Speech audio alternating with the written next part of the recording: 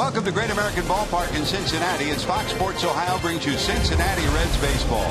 The Buccos, on the heels of the St. Louis Cardinals in the Central, play game number 3 against the Reds as the Reds try to win another series after taking one from the Redbirds.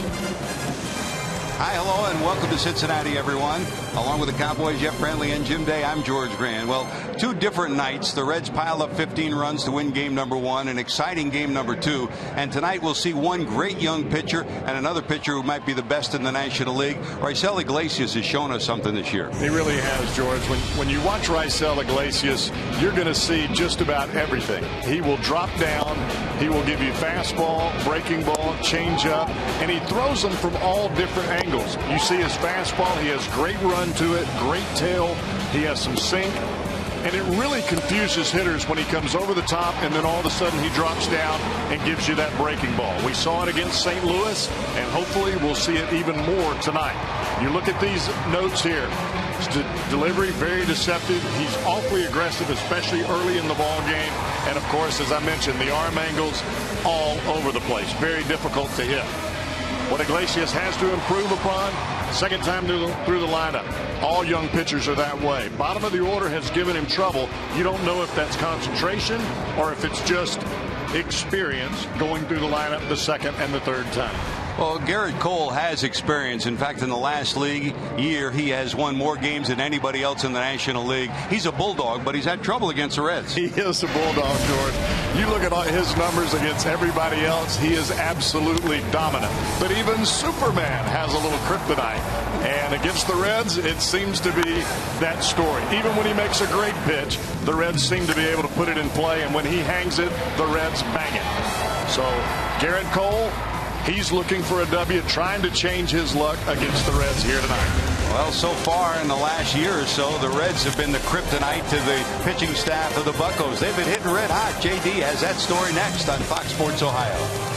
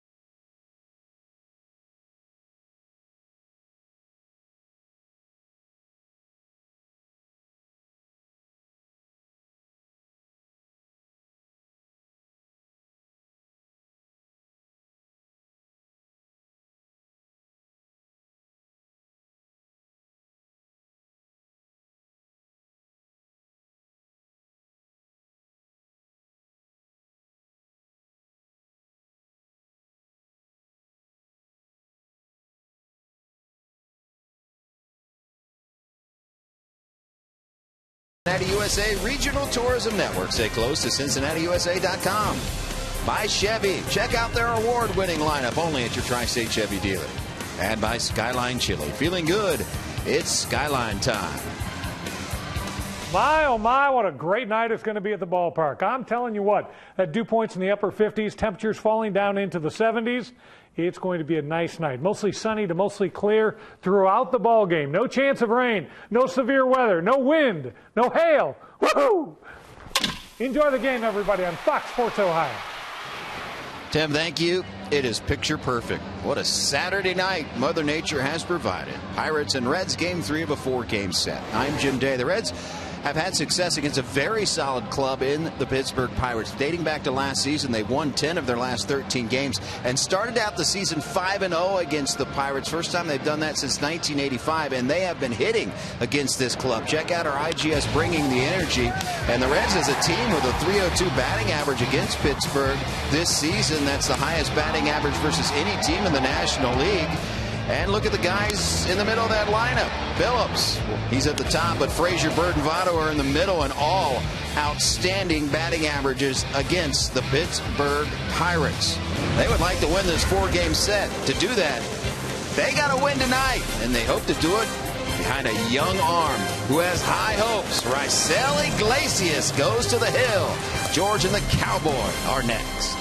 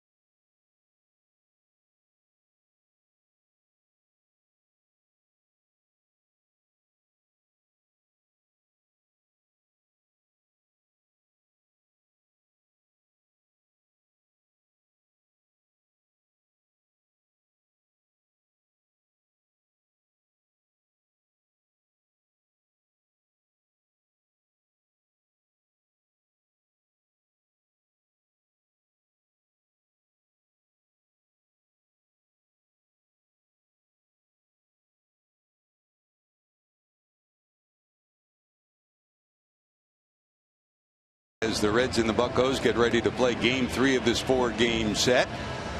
Clint Hurdle, after 8 years as a coach, then 8 years as a manager in Colorado. He's in his 5th year as a manager of the Pittsburgh Pirates with a 393 victory record for the Buccos. The manager of the year in 2013. Let's check his starting lineup. Gregory Polanco back in the leadoff spot. This lineup doesn't change very much. Marte, who made the 2 great plays on defense last night, bat second. McCutchen, who homered last night. Then Ramirez. Young, who had 3 doubles last night. Neil Walker, Pedro Alvarez. Chris Stewart is the catcher for tonight, trying to sniff out the Reds' running game, and it's been exceptional. And Garrett Cole's the pitcher. And here is the 25-year-old right-hander for the Reds. Like Jeff Brantley, once a shortstop, now a pitcher, Raisel Iglesias.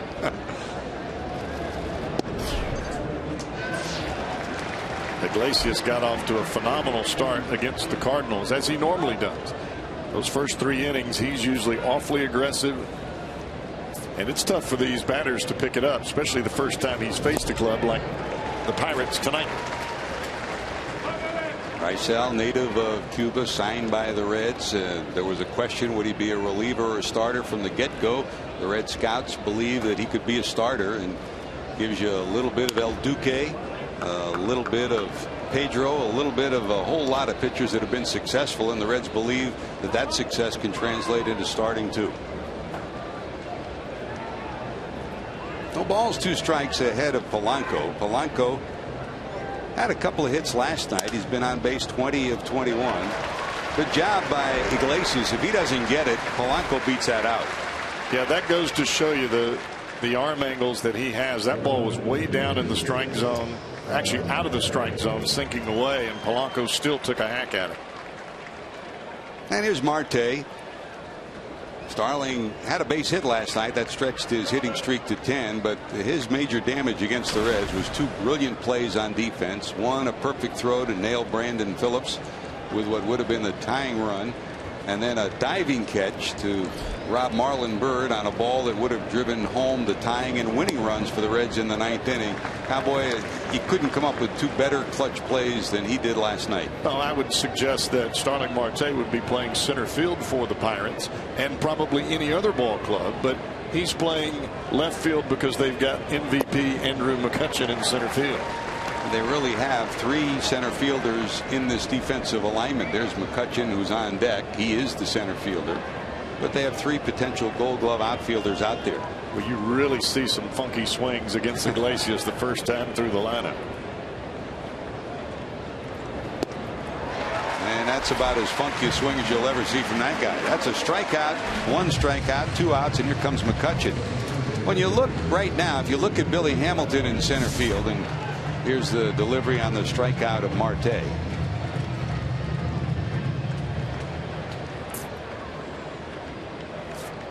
That very low 3/4 delivery, even though that was a breaking ball that didn't do what Iglesias wanted it to do, it still fooled a pretty good hitter in Starling Marte. And McCutchen at 294. The home run last night is 15th of the year.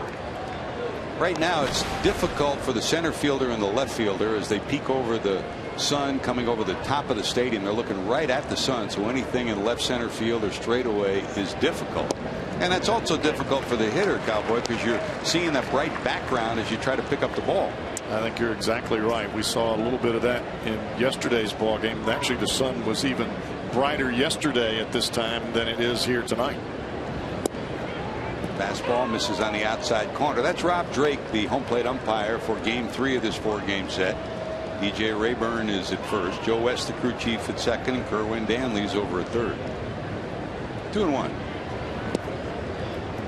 Missing in his 3 balls and 1 strike to McCutchen. In any year, he's an MVP candidate. When this year started, he was struggling. He's had lower body injuries the last couple of years that have at times curtailed his great ability, but never says boo, doesn't complain, and you never know it. It's not like he's got to limp around. He'll just slow up a little bit, but then when game time comes, kind of like the old Jim Brown philosophy, you know, he'd limp back to the to the huddle, and then he'd rip run up over 30, you. yeah, 30 right over you. 3 balls, 2 strikes. He's a gamer. Setting up down and away is Pena. That's slapped away. And just like Joey Votto, Reds fans marvel at the way Votto spoils a pitcher's best pitch. McCutchen with that quick swing will very often spoil your best pitch until you make a mistake. He's at 6, 9, and 8 pitch at bats in this series already to spoil some of the best pitches that the Reds have thrown at him. And sometimes he'll spoil enough to work a walk. 2 on, 1 out, and here's Aramis Ramirez. Let's check your 4 defensive alignment for the Reds, who are 4th in the league defensively. In the outfield, this is pretty much the regular lineup for the Reds these days. Bird, Hamilton, and Bruce. Frazier at third, Suarez at short, Phillips and Votto on the right side, and Pena will catch another Cuban native, Iglesias. That's your 4 defensive alignment. Here's Ramirez, 239, 11 homers, 44 knocked in. Aramis started as a Pirate. In fact, in the ballpark today, one of Walt Jocketty's trusted advisors, Cam Bonifay, was the general manager, and there were times he had rough years in Pittsburgh. But Bonifay said, stick with this guy. He's going to have a long career. And 18 years certainly spells out to a long career and 194 homers. So I guess in the end Cam was right.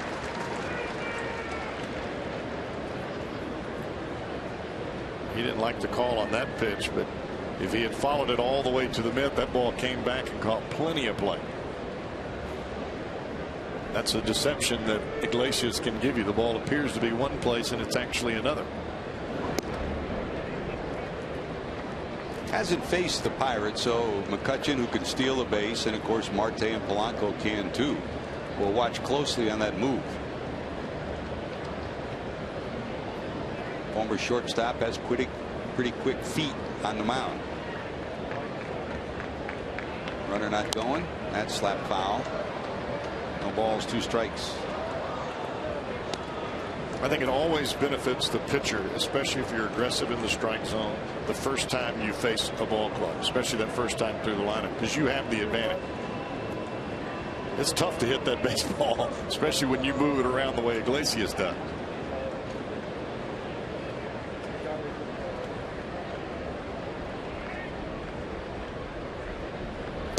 Swing and a miss. 2 strikeouts in the first for Rysell.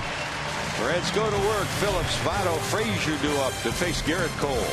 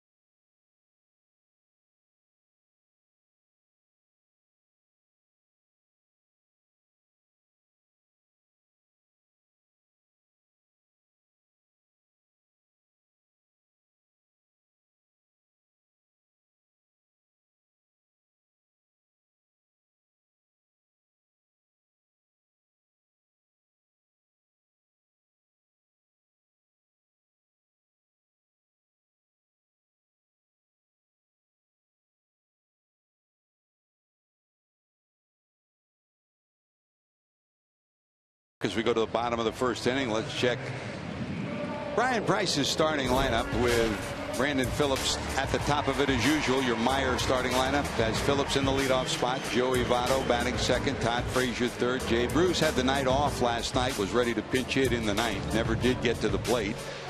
Bird, Pena, Suarez, Iglesias, and Hamilton batting in the number 9 position. That is your Meyer starting lineup. On the mound, no one's won more games in the last 12 months in Major League Baseball than this guy. And Bulldog is a word to put to him, Cowboy, but also he's not just a tough competitor, he's got stuff. He does have stuff. You look at those numbers, it'll make you shake your head a little bit, especially when you look at the numbers he's posted against the Reds in 2015. 0-2 with an ERA approaching 7. 2 of his 4 losses have come against the Reds. So he's on a mission tonight, and so are the Reds, to try to keep their offensive numbers alive. Cole against the Reds in 3 starts, 0-2. The rest of Major League Baseball, 14-2. The Reds as a team against Pittsburgh this year have a better batting average than any one team against any other team. That's 302. That's almost unheard of. Trying to keep it going tonight. Here's Brandon at 279, 7 homers and 39 knocked in.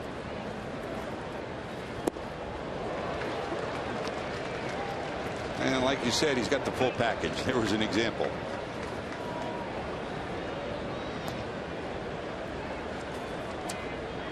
This is a guy that'll be throwing 93, 94, and all of a sudden jump it up to 98.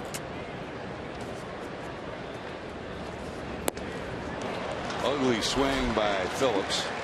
And that's strikeout number 1, out number 1. Check your forward defensive alignment for the Buccos. Marte, who came up with 2 Gold Glove plays in the 9th last night in left. McCutchen and Polanco also in the outfield. Aramis Ramirez solid at third. Gung is in there at short. Jordy Mercer on the disabled list with a knee injury. And you know about Josh Harrison too. He's on the disabled list with a finger injury, although he said he's close to coming back. Walker and Alvarez on the right side. And trying to cut down the Reds running game. The Reds have run all over the place. Is Stewart behind the plate. Lazy fly ball to left from Votto. There is Marte, and there's 2 away. I mean, teams play the Reds, and you know the Reds are going to exploit the running game. They have more stolen bases than any team in the National League, but it's been an epidemic against the Pirates this year for Cincinnati. And you just wonder, is it pitchers not holding base runners, or is it catchers not throwing out the base runners? I personally think you always steal against the pitcher, not the catcher.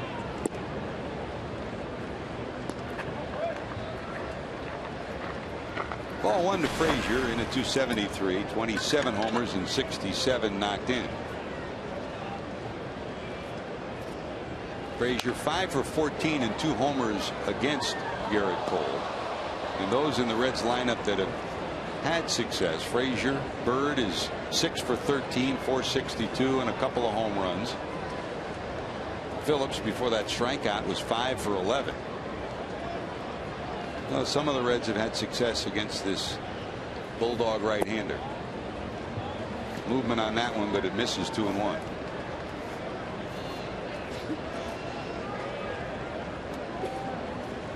I'll take those numbers any day of the week.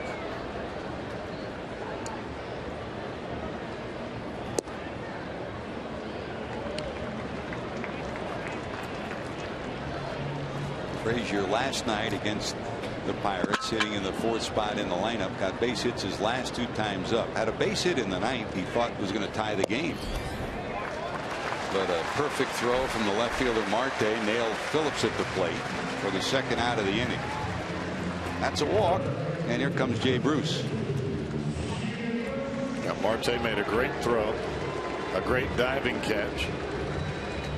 And if you remember back, the line drive off of Brian Pena would have given the Reds lead earlier in the ball game. But Joakim Soria made a phenomenal catch on the mound.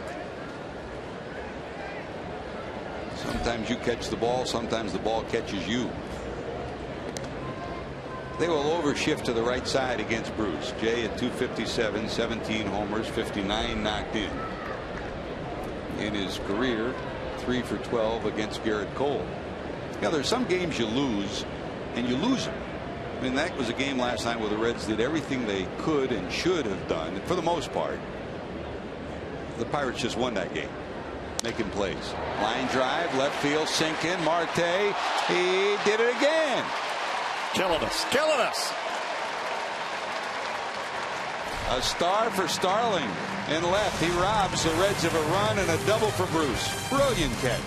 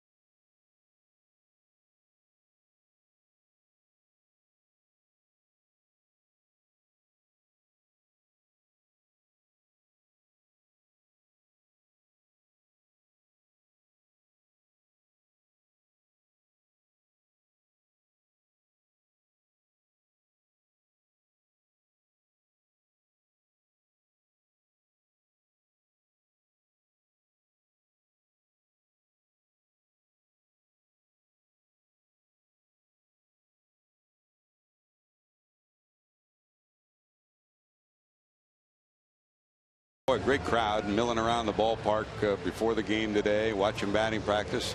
And we want to say a special hello. How about this group down in section 109?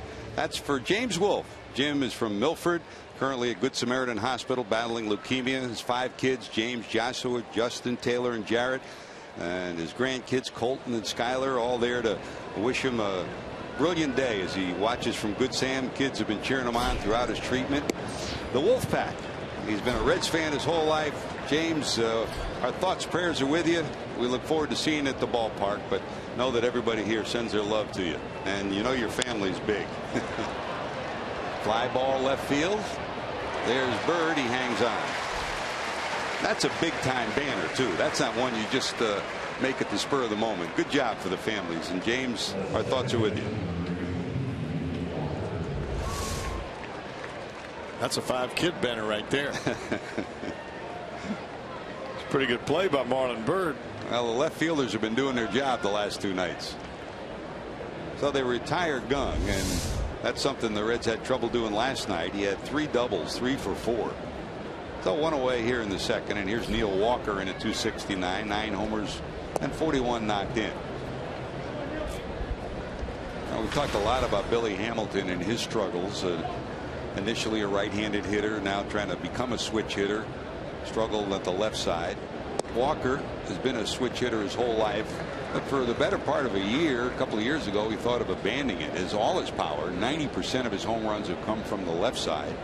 He's had trouble from the right side, but he's still hanging in there as a switch hitter.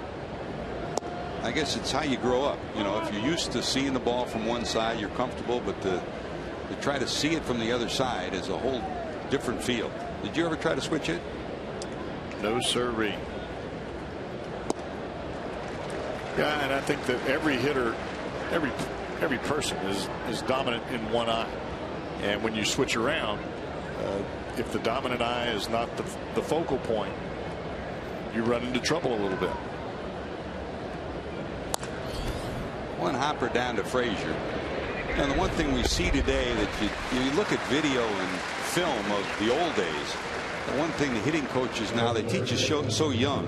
When you set up, your head is looking at the pitcher. In the old days, sometimes hitters would only look with one eye. Now, the first thing, doctors will tell you, and the first thing coaches will tell you, get both eyes trained on the pitcher so you can see the ball with both eyes. I can remember Eddie Murray when he would almost be facing you. Andres Galarraga did the same thing, and then they would set up as the ball would come to the plate so they could pick the ball up and track it as it came to the dish. Here's Alvarez, 237, 15 homers, 57 knocked in. The big cat, Andres Galarraga, was the first to really open a stance in the 80s and almost have his whole body face you. And he said part of it, Don Baylor was the one who got him to rearrange that so that he could get both eyes on the pitcher.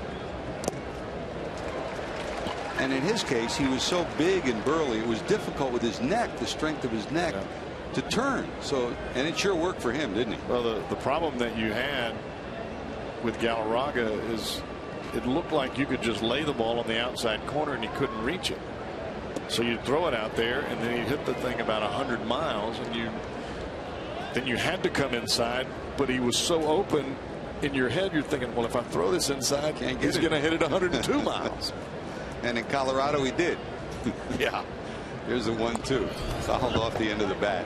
What did you see the movement on that pitch? Amazing. He's Joe Luckup, our stats man extraordinaire here. He likes to call him. Watch this ball. This is 95 miles an hour, folks. El Duquito, like El Duque. I mean, for me, he reminds me of El Duque more than any other pitcher. Votto has it, says I'll take it myself. 1, 2, 3 for El Duquito. To the bottom of 2, Bird will lead it off.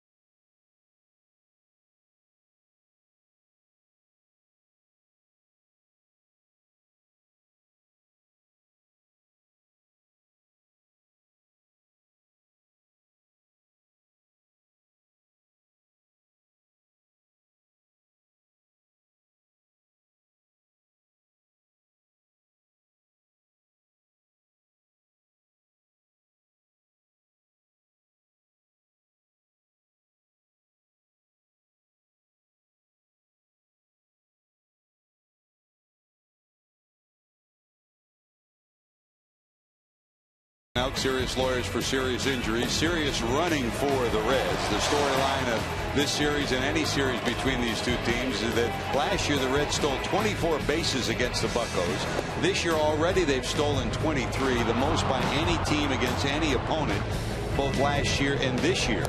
And you brought up a great point, Cowboy, that sometimes it's against the catcher, more often it's against the pitcher. When you look at these Pirate pitchers, it's been more often against the guy on the mound than it is against the guy behind the plate.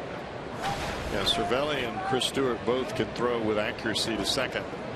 But if you take any kind of time at all on the mound, the Reds are going to take off.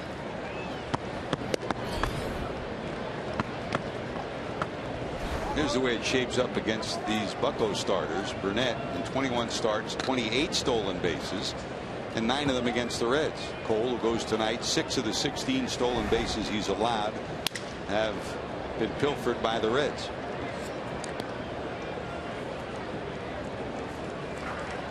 From a catching standpoint, Cervelli this year has thrown out 24% of the runners that have tried to steal against him. Stewart, who catches tonight, 26%. And I think if you were to say what's the strongest part of Stewart's game, he's a catch and throw guy. Good behind the plate, good digging the ball out, good quick delivery. So you're giving Cole the best chance to control the running game with him behind the plate. And I think too, Stewart and Garrett Cole work awfully well together as far as the game call. You don't see a whole lot of shake off, a whole lot of miscommunication. They seem to work in sync together, and for a pitcher, that's something that you can't substitute. You get a catcher back there that calls the game where you don't have to think a whole lot, man, that makes it some kind of easy. 1-2. Because the last thing that you want to do on the mound is question yourself. And if you're thinking of a pitch and all of a sudden the catcher puts it down, it's reinforcement, and then you feel that much better about that pitch on that at bat. You always call the good catchers the brain. You got it. And that means, how do you call a game? How do you relate to the pitcher? How do you keep a pitching staff together? There's Devin Mesoraco. His bobblehead night tonight. Feeling better. He's not 100% yet, but he says, I'll be ready for spring training. He's getting there. He and Zach Cozart both very optimistic on their rehabs. 2-2. I talked to somebody in the Red Sox organization today, and of course Ryan Hannigan is there now. They lost David Ross, one of our favorite catchers here in Cincinnati. They got Hannigan this year, and the Red Sox have had a horrible year. But he said, you know, if it wasn't for Ryan Hannigan, I mean, we've struggled pitching, but Hannigan has kept us together when things were about ready to completely self-destruct. Lined into right center. Here comes McCutchen. It'll get past him. Here comes Bird around second. He's going to round third, second, and go to third, and he'll stop there. Absolute misplay by Andrew McCutchen. He got in between, thought he was going to be able to slide and catch the ball, and it died on him, and a single turns into a triple. Can't let that happen. A rocket shot off the bat of Bird. McCutchen at first thinks he's got a shot at it, and then it just dives in front of him like a sinker. Now last night, same story. Joey Votto hit one to right that we thought was out of here, and it turboed down, and Polanco caught it against the wall, turned into a double play. So the leadoff batter on. The Pirates will keep the infield back. This one dribbled to the right side. Pena does not get the run in, and there's one away. And don't forget, if a Reds home run hits the Toyota sign during tonight's game, Sherry McIntyre of Harrison, Ohio will win this beautiful new Tundra on display at Great American Ballpark. Register for your chance to win at an upcoming game by seeing your Cincinnati and Northern Kentucky Toyota dealers. Jesse Jackson still got his eyes on that truck. Every day he comes in and just sits here and looks out at it. Just want to drive that home, don't you? See you and Ann going to church on Sunday morning and that? Be looking good. You be looking good.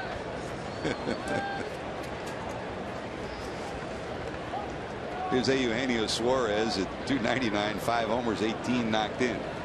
One strike to him. Now the infield is in with one out. and Bird off third. A giveaway at bat by the Reds with the infield back. All it took would be a ground ball to second short of first, and the run would have scored.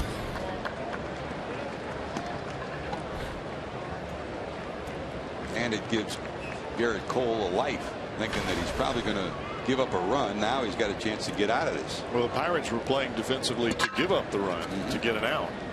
When you tap it back to the pitcher, not scoring from third.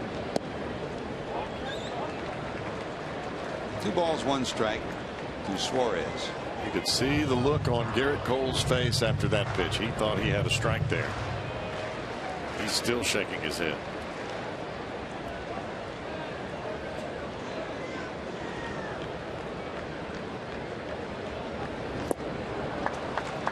Pulled the string on him, and it's 2-2.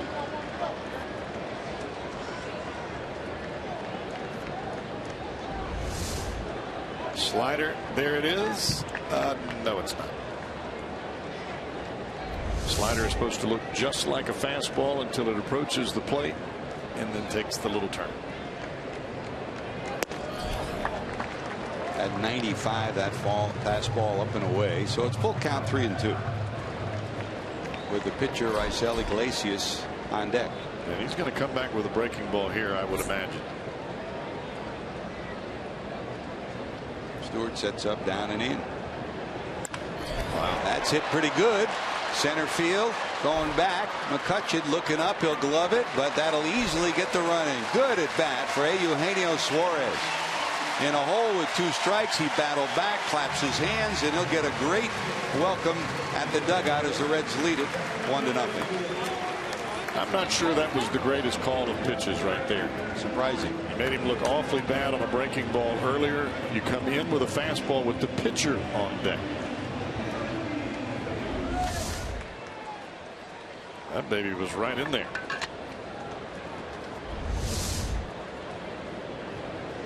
1-0 Reds, and here's Iglesias. 185 pounds, a lean 6'2", looking for his first hit.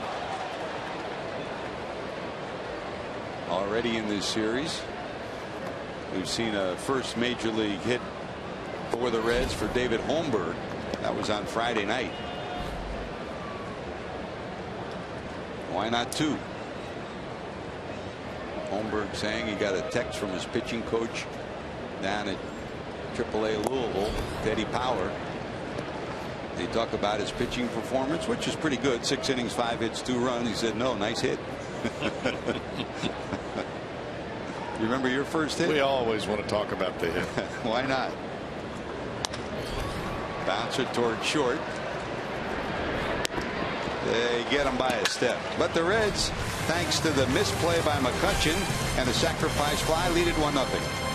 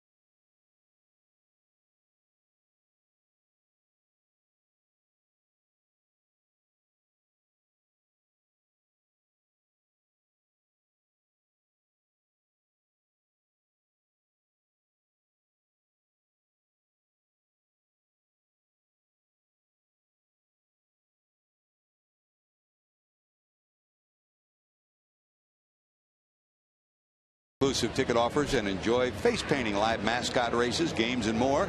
Plus, kids 14 and younger will receive a Billy Hamilton poster thanks to Biz and Oxidol. For tickets, call 513-381-REDS. Visit select Kroger locations or reds.com/family.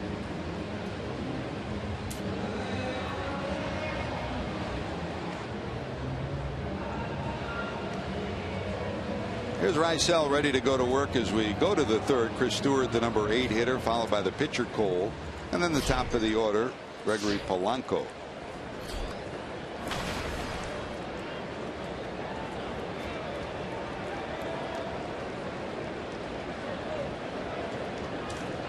Stewart's overall average right at 290. At one point he was in the low 200s. Has a pretty good month of July. There are a number of Pirates that have had good offensive months of July, just like the Reds. In fact, there's good reason that they've won 20 of the 30 games in July. At one point they were 9 games back of the Cardinals. They had cut it to 4.5 before the loss in game 2 of this series. But a lot of that on the strength of a pretty good month of July. 296 for this month, pretty good for this outstanding backstop.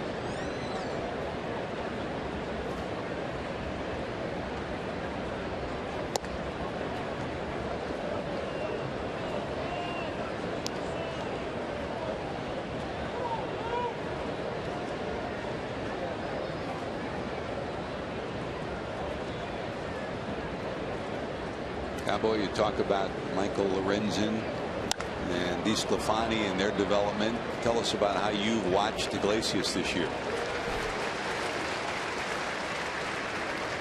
I think he's thrown the ball very well in the early parts of the ball game, and I think for Iglesias it's just about experience. He just continues to get closer and closer, and you have to remember it takes experience up here to get better.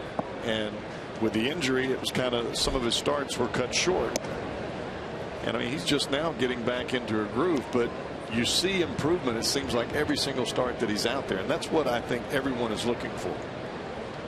There's Garrett Cole in at 147. No homers, no runs knocked in. You know, it seems like every day now, with 5 rookies making their first major league appearances for the Reds as pitchers, and of course the starting rotation is laden with rookies.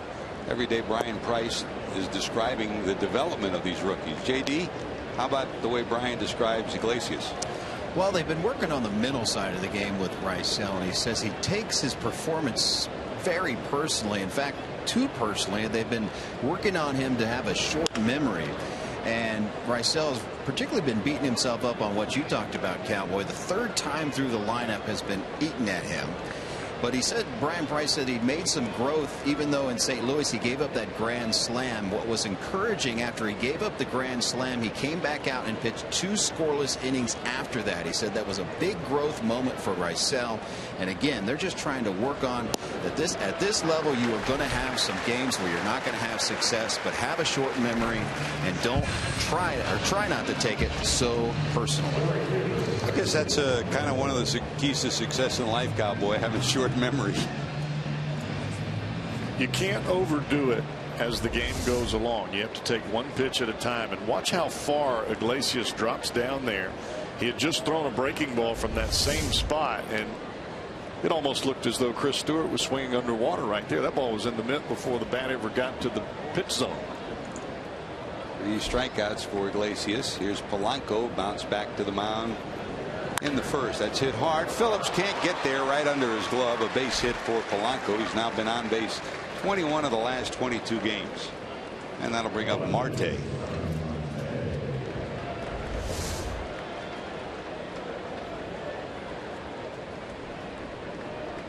Sometimes a long swing, but still a quick bat for Polanco. When he starts to shorten that swing, it could be dangerous. Marte struck out in the first.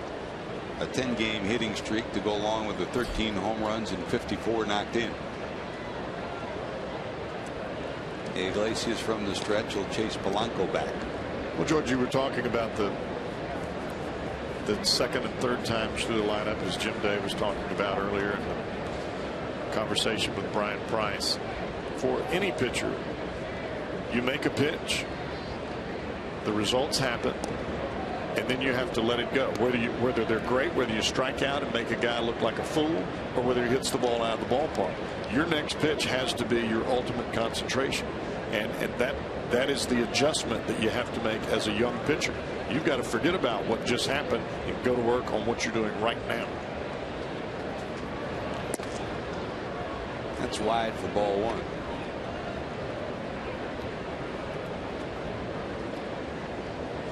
Now, the other part of those numbers, I mean, they look pretty obvious, don't they? But those numbers are really almost identical to most young pitchers. Right. And a lot of pitchers, as they go through the lineup, the third time is you're always going to get hit more the third time you face a guy in the same game. Quick flip to second. They'll get the final out. Marte retired. Let's go back to work. Brandon will be up second when we return.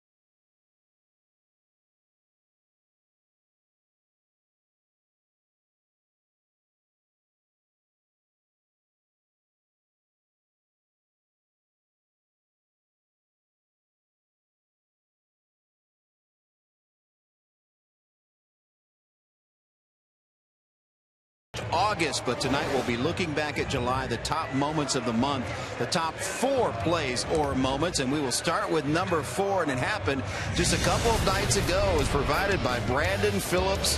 What a night he had at the dish. 7 RBIs, a career high, 2 3-run home runs, and made history on that night. 4 hits, 2 home runs, 7 runs driven in, also stole 2 bases. It was a career night for Dat Dude BP. Moment number 4 of July. Top 3 coming up. Sounds like the David Letterman show, huh? Good job, JD. We could start this. I like those top 10. I like those top 10 moments. I tell you, in a very special year and everything that transpired surrounding the All-Star game, you go around Major League Baseball and talk to people who were here from the MLB offices in New York, and we've been on the road for a couple of weeks since then. You go to different ballparks. Everybody had the same thing to say. They said Cincinnati was such a wonderful host, and you're not just talking, here's Billy Hamilton, fly ball down the left field line. You're not just talking about, I mean, the Reds did a remarkable job, but the Reds also were blessed by the whole community. I mean, as people walked around downtown, they marveled at how friendly and welcoming people were as they walked around, went from event to event. What a tremendous uplifting experience for all those who came, and kudos to everyone, all those that walked around town and said hi to folks that came from every nook and cranny of the country. You were part of a very special time, and I think there was a lot of folks working overtime to bring that all-star extravaganza here to Cincinnati. Line drive left center, that'll drop for a hit. Billy around first, he'll hold there with a long single. But in order to pull off something like that, you have to have a grand plan, and you've got to have somebody that's the leader, as we see Hamilton shoot this ball into center field. And that was Phil Castellini. And there's a great vision there, not only here at the ballpark, as you mentioned, George, but in order to get folks in the community and businesses in the community. I mean, where else do you see the hat, the Mr. Redlegs on the building right across the street? I mean, it was unbelievable. I mean, everybody here thought, oh my God, everywhere you went in the city, whether you were at the ballpark, whether you were at Fan Fest, wherever you were, you knew it was all-star time here in Cincinnati. Here's Hamilton leading off first. Cole to the stretch. Billy with 49 stolen bases, looking for the half-century mark. Cole holds it a long time. The Reds have stolen 6 off him already this year. You know, Bob Castellini really started lobbying as soon as he took over the organization with Bud Selig and made it clear that the Reds were due an all-star game, and he got it. And then Phil Castellini, with the vision and the marvelous way of pushing the envelope, got everyone on board. They pitch out, nothing going. Another chess match with the Pirates. Cole didn't like that at all. I don't think he wanted to throw a pitch out. He didn't want to give up any pitches with Phillips and then Votto coming to the plate. You just see the body language. He slumped his shoulders. And now he's behind against Brandon Phillips. Do you pitch out twice, or does Hunter Hamilton go here? Not going. Walking around this morning around town, even, you know, the bus boys at the restaurants, the bellhops at the hotels, they're still smiling over the whole experience, and that's when it means something to a community, and every community should experience it. And the Reds hadn't experienced it since '88, but congratulations to everyone from the smallest job to the biggest job for a great experience. They got Billy leaning, but he gets back.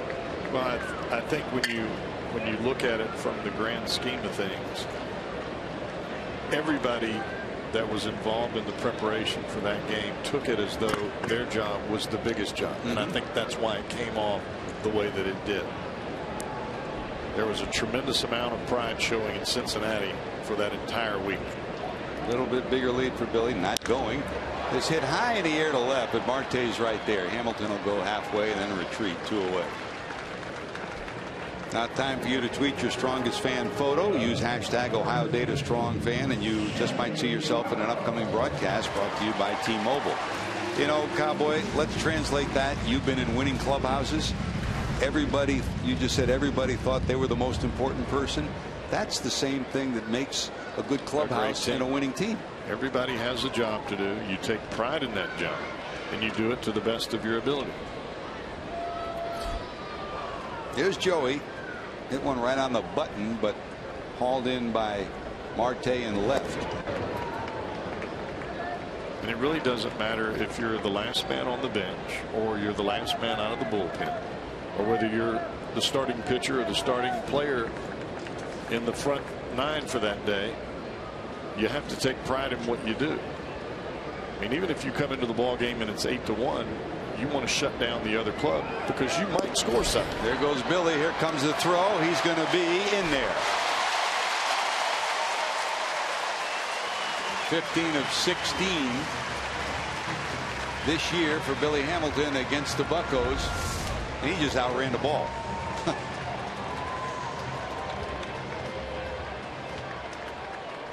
You can see Cole Hamels.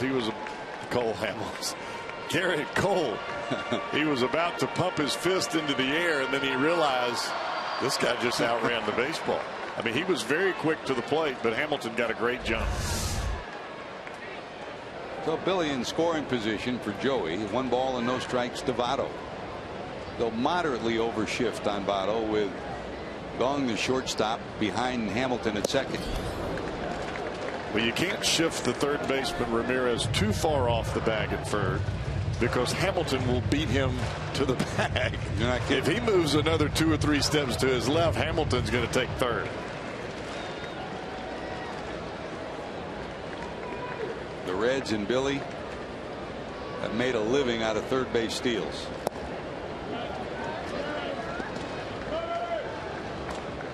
2 balls, 1 strike to Votto.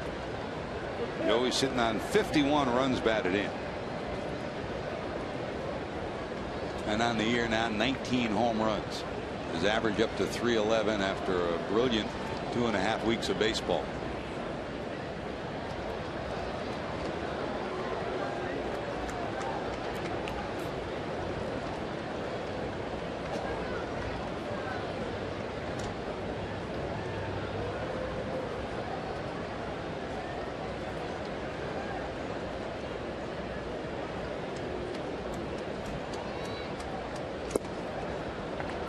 In the corner, 2-2. At that time, Garrett Cole really held the ball for a long time. He never looked back at Hamilton, but he just held the ball for an extended period of time, and he makes a quality pitch right on the outside corner.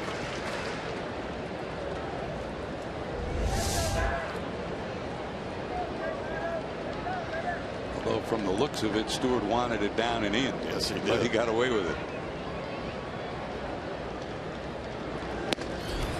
He locked him up.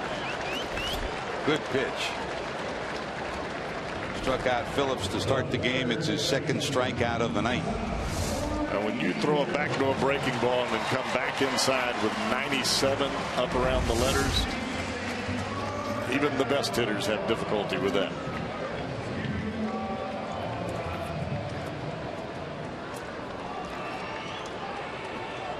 Here's Frazier. Walked in the 1st inning with Hamilton in scoring position.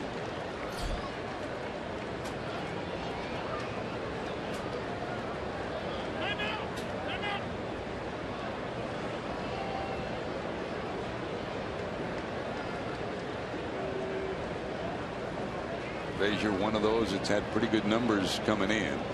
5 for 14 and 2 home runs against Garrett Cole. There goes Billy. The throw down to 3rd, not in time. Make it 51 on the season for Billy Hamilton.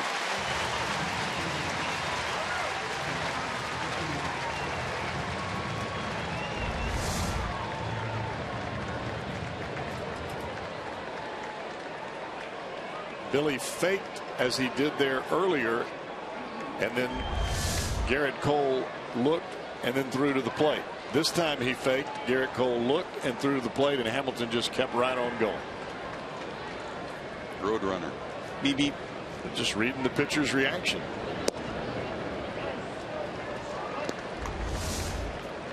You can see him look once. Hamilton fakes, and then he goes to the plate. But instead of going back to the bag, Hamilton just took a stutter step and just took off. He timed him. He did it 3 times in a row, and the 3rd time Billy picked his pocket. Down to 3rd, Ramirez has it. The Reds had something going with a leadoff hit, 2 stolen bases from Billy. Don't score, but they still lead 1-0.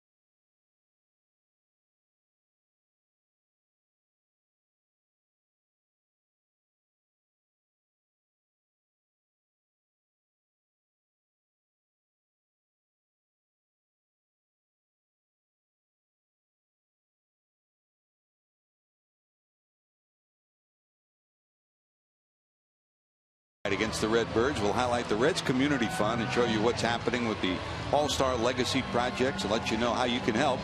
It's this Tuesday, starting with Reds Live at a special time of 6 o'clock, half hour early, right here on Fox Sports Ohio. It's always one of our favorite days. Everybody at Fox Sports Ohio and in the Reds organization, starting with Charlie Frank all the way through all of us. And Jim Day, I know that it started with all the great work behind the scenes that Brian Hunterman started years ago, and some of the highlights and stories that we put together. I know you guys have put together something special this year too. Well, once again, we'll have some features, some package vignettes that will highlight some of those legacy projects and the things that have been going on around town. And there was a ton over the All-Star break, which I had the privilege of emceeing a lot of those events. And once again, as that one is bending just foul. Once again, we'll have a telethon, which I'll be manning the system up there by the phones. And last year we raised a tremendous amount of money. We'll be having MVP bags where you can get a drawstring backpack, a Reds replica batting practice pullover, a 1990 World Series replica ring, a bobblehead, a couple of Reds tickets in there, and also premium MVP bags. And those will go for a donation to the Reds Community Fund. So we'll be doing that. I had a lot of fun on those phones last year just talking to people. And we raised a lot more money than we thought. And we're going to go at it again Tuesday night. We'll look forward to it. By the way, you've got a perfect view right down the third base line. And McCutchen didn't believe it was foul. What's your view of it? Well, off the bat, that's why I hesitated. I was about ready to throw it back to you, George, because I thought that one was out of here, but had a little bit of bend on it and went foul, luckily. Right field, Bruce there. I mean, McCutchen went over to Ramirez and said that ball's fair. And Ramirez, I think he was waiting to see if they were going to try to challenge it, but it was awful close. You just look for that white to cross in front of the yellow. And if it does, it's foul. If it doesn't, you can kiss the baby. He's some kind of player, man. Here's Ramirez, struck out to end the first inning. McCutchen had walked in the first. Sound like a broken bat down to short. There is Suarez. He'll gobble it up 2 away.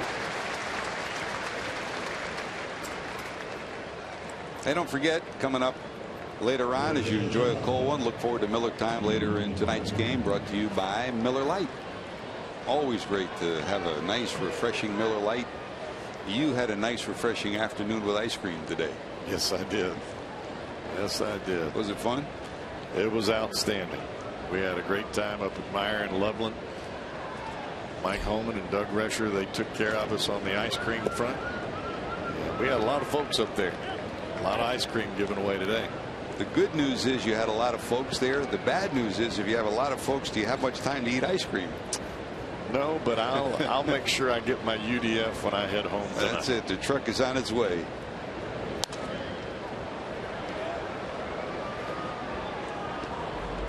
He's got that starry look in his eyes, doesn't he, Jesse, when you ever say the word ice cream? Here's Gunn, fly to left, first time up.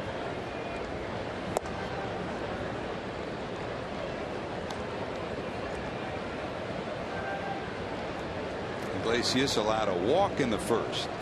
Gave up a base hit to Polanco in the third. Speaking of starry looks in the eyes, that's what Iglesias is giving to these Pirate batters thus far.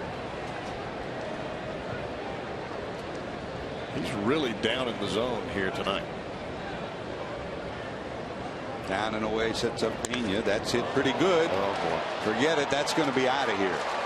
Now, Gunn, who had 3 doubles last night, drills his 8th home run. And we've got a brand new ball game tied at 1. That was a breaking ball that did not break. That one kind of spun over the outside part of the plate. Gunn's a big, strong boy now. And he just hooked that baby out of here. See where Pena wants the baseball? You can see it just spin right there, middle of the way. Drops down sidearm. Didn't have a whole lot of snap to it.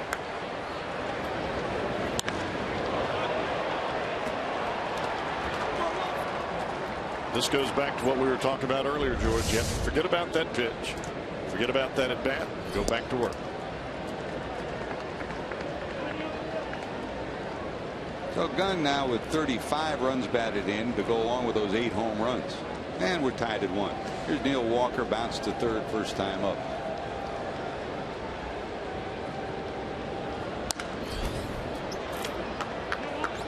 Not backing out of play, 0-2. Reds PR department. Larry Herm saying they measured that one at 432 feet. That was a big boy home run. Yes, it was. A couple of rows up in the second deck. Frazier, can he get there? He does. Quick flip, and that'll do it. But a 2-out rip by Gunn, and we're tied at 1.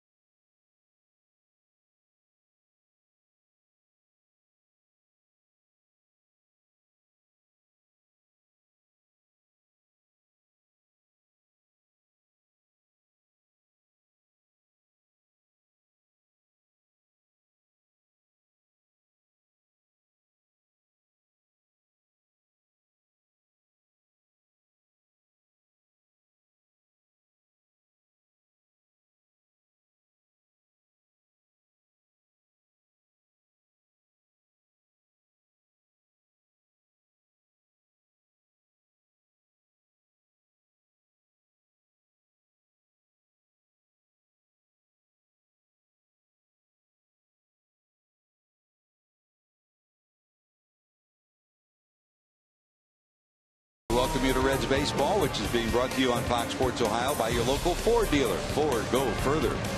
By Meyer. Find more for a healthier you at Meyer. And by Cincinnati Children's, ranking 3rd in the country on United States News and World Report's Best Children's Hospital. Beautiful day in downtown Cincinnati today. And a beautiful day to wish a happy 65th wedding anniversary to Russell and Margie Caudle. Congratulations on 65 wonderful years together, and thanks for supporting Reds baseball. We send our best wishes to you.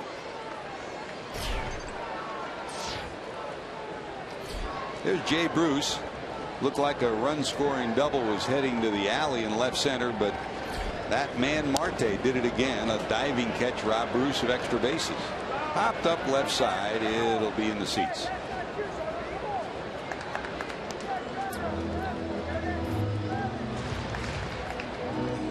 Now we know about Jay Bruce's year, where he is right now. He comes in today finally over 250, but that's because he started right around, in fact, 209 was the first 61, but the first 50 was under 200. Last 36 at 331. That's a tale of two cities, isn't it? No doubt about that. I think part of it is you get hurt, you try to press a little bit, as Jay did last year. Things didn't quite go as planned when he came back from the knee surgery. You create bad habits when you start to press and get out of your normal swing. It's the same thing with pitching. You can create bad habits just as easily as you can create good habits. The object is to repeat the perfect delivery. Strikeout number 3 for Cole, 1 away. Here's Marlon Byrd, who sizzled a line drive to right center field, but McCutchen thought he had a beat on and then pulled up at the last minute. It bounced past him, and Byrd wound up with a 3-base hit. That was leading off to second, but the Reds never got him home for the first batter, and finally it was a Suarez sacrifice fly that did chase him home. Yeah, if you look back at that inning, if McCutchen plays that in front and plays it as the single it should have been, the Reds don't score there. Well, the Reds lamented their first inning last night when a runner got on when he shouldn't have, and on a pitch out stole a base when he shouldn't have, and at the end of the evening it was a 1-run difference in the ball game. Yeah, those tiny miscues up here, they come back to haunt you.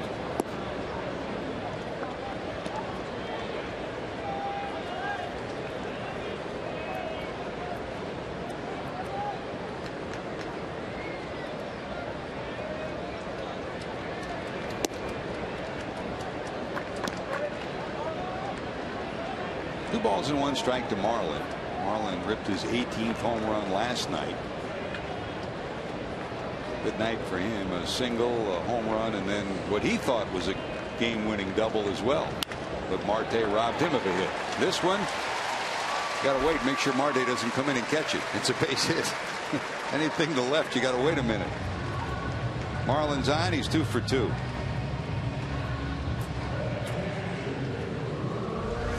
Tried to come in with a fastball, and you can see Marlon Byrd really pull his hands in almost alligator arm style and just gets part of the barrel of the bat to the ball, just enough to get it into left field. Now, Cowboy, as a pitcher, you always read hitters. That was one of Johnny Cueto's greatest strengths. That's something Iglesias is trying to do now. But when you have hitters that, like Byrd, that have a leg kick, how do you read them? How do you try to find a way to beat them with that leg kick? I think that guys that pick their leg up, you try to make them get it down early, or you try to get the fastball in on them before they get it down. You have to get that foot down before the swing can start. And you can do that by a lot of different ways. You can do it by slowing down your breaking ball. You can do it by running the fastball in on their hands to try to speed them up. You can also do it, as Johnny Cueto did, by altering your mechanics. Now, not every pitcher can do that and still possess the control that Cueto did. Pena fouls it off. He bounced back to the pitcher first time up. And you hear so many times at the major league level, every player's good up here. Everybody can hit, everybody can catch the ball, everybody can throw. It becomes a mental game, and you have to be able to play that mental game and use it to your advantage.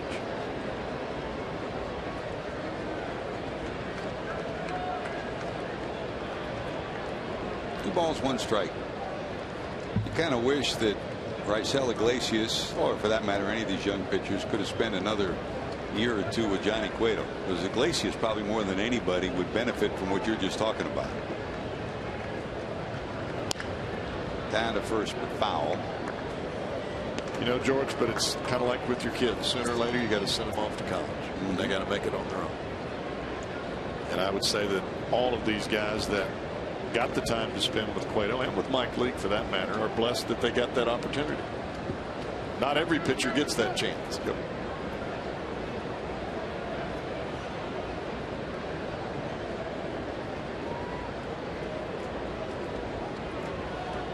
And you talk about that, and you came from a bullpen that did exactly that here. I mean, we had, you talked about the nasty boys. We had Johnny Franco, who was a leader. You were a leader. Jeff Shaw was a leader. Scott Sullivan was a leader. That's a hard hit ball. That'll get past Alvarez, rounding second, but holding there will be Pena. So the Reds will have first and second with 1 out here in the 4th. Well, that ball was smoked. They'll give Pena a base hit on this one. Well, if he knocks it down, he at least gets 1 out. If he catches it, it's a double play. But it was hit so hard, they're going to give Pena a base hit. So it's first and second, 1 out. And here comes Suarez, who sacrificed fly, plated the Reds a run back in the 2nd.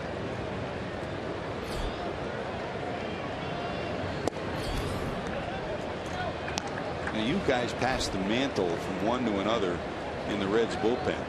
And that's something that, as you talk about Cueto mentoring Iglesias, mentoring Lorenzen, we've seen that. That's what made this bullpen strong for a lot of years. I think for guys that can do that, to pass the mantle from one to the other, you can't, number one, you can't worry about the next guy taking your job. You have to be all about helping the guys that are behind you to take the reins from you. Yeah, I can remember being out in San Francisco and teaching Rod Beck the split finger. Everybody's like, well, you know he's going to take. He throws way harder than you do. You know he's going to take your job. I don't care. If it makes us better, it makes us better. And I think that's the attitude you have to have. You want to be successful in the locker room, that's how you do it. That's what makes a great teammate, and you were one. No balls, 2 strikes to Suarez. This is where he was in his first at bat, but he worked it to a full count, 3-2, before he skied a fly ball to left center that plated the first run as Bird scored from third. Marlin, who singled, off second. Pena off first. That's hit hard. Is it fair? It is in the corner. Here comes Bird. Here comes Pena to third. And it's a 2-base hit for Eugenio Suarez. 2 big swings from the Reds shortstop, and he gets a standing O down the left field line. 2-1 Cincinnati. We talk so much about this kid's prowess at the plate. He just continues to get better and better. Cole came in with a 96-mile-an-hour fastball that he hit for the sacrifice fly, and he comes with a breaking ball here, and Suarez is still on it. That's the pitch that he swung through in his first at bat. That's just a great piece of hitting.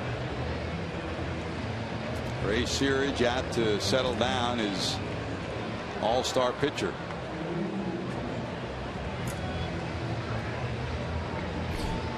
Two runs, 5 hits now for the Reds. Still only 1 out. Suarez at second. Pena's over at first, and here comes the pitcher, Iglesias. You know, if you're Garrett Cole at this moment in time, you can't be thinking, why does this always happen every time I pitch against? You can't think that way. That's right. You've got to battle your way through it. Infield in for the Buccos. Swing and a miss. Iglesias bounced to short first time up.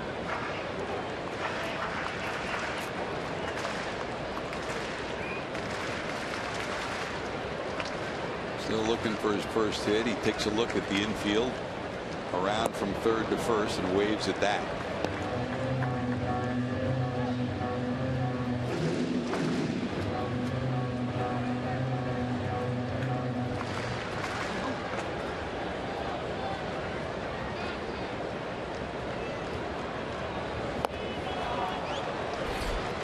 Swing and a miss. That's strikeout number 4 for Cole, and that'll bring up Hamilton now with 2 away. Join the Reds in celebrating the nation's armed forces at the ballpark during Military Appreciation Days, presented by Disabled American Veterans and Retirement IQ. Purchase the Military Appreciation Day ticket package, receive a Reds ticket and a pair of Reds aviator sunglasses. With each package purchase, the Reds will donate a percentage of the proceeds back to the DAV. For tickets, visit reds.com/military.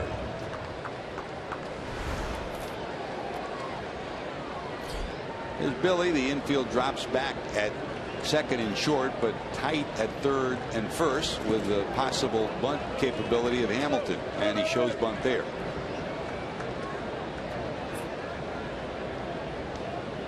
And it looked like Cole kind of slipped as he delivered that pitch. It looked like his landing foot came out from under him as he delivered the pitch.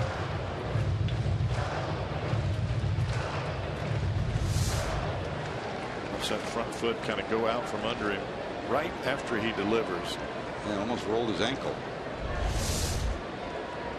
1 ball, no strikes to Billy, who singled to center and stole 2 bases in the third, but was left stranded. Big swing, 1-1. That's what makes a big fastball guy so difficult. That pitch is above the belt, but it looks like it's right down Broadway. And you take a swing at it, and by the time your bat enters the strike zone, you realize, I shouldn't have swung at that. Fastball at 96 up high.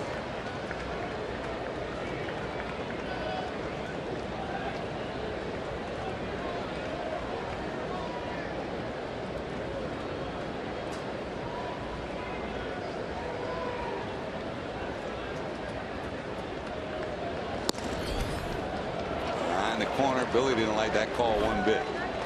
2-2. You can see Garrett Cole dialing it up right here. He knows that You give up a base hit here, 2 runs are going to score. He is dialing it up. He's at 97 on 2 out of the last 3 pitches. 2-2, 2 outs, 2 on. And we'll go 3-2.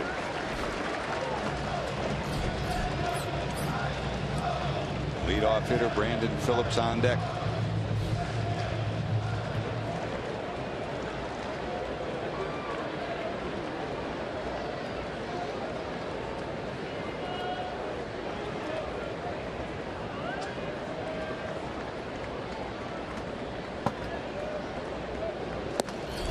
He got him.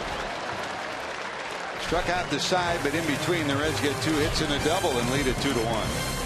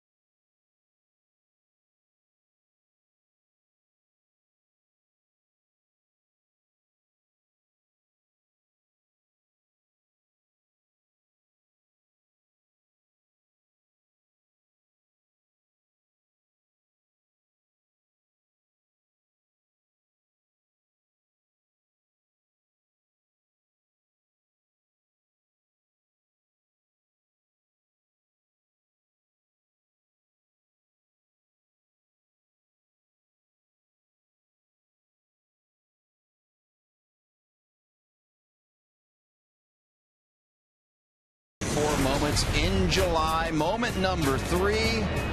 What a play by Brandon Phillips. July 20th, behind the back. Suarez running, barehanded grab. Not only to get to that ball, then deliver the backhanded flip. Trust that Suarez is going to be there, and got to give Suarez credit too for grabbing that out of midair.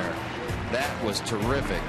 Not only one of the best plays of the year for the Reds, but one of the top plays in Major League Baseball this season. So the top 2 moments going to have to be very special to beat that. It would probably take an MLB record and something very, very special. So stay tuned.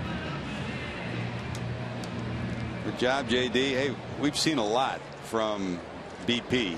Where would you rank that, Jim Day, on the all-time list? I mean, Willie Mays always said, I don't rate him, I just catch him, right? And Brandon says kind of the same thing. Cowboy, where would you rate that in the ones you've seen from Brandon?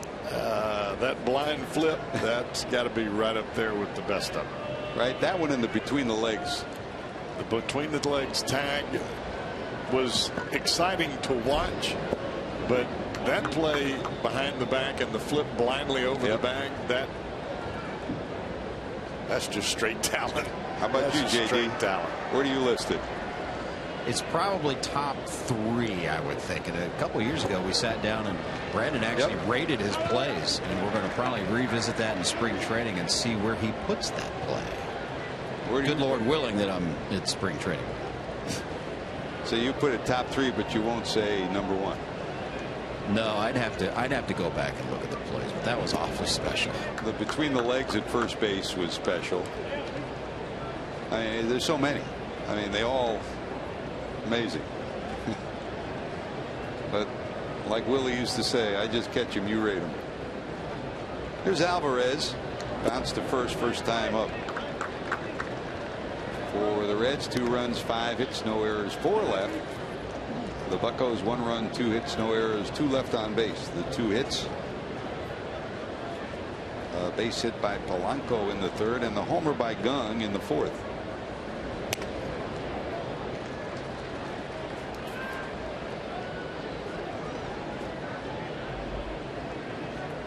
like he chipped the end of the bat.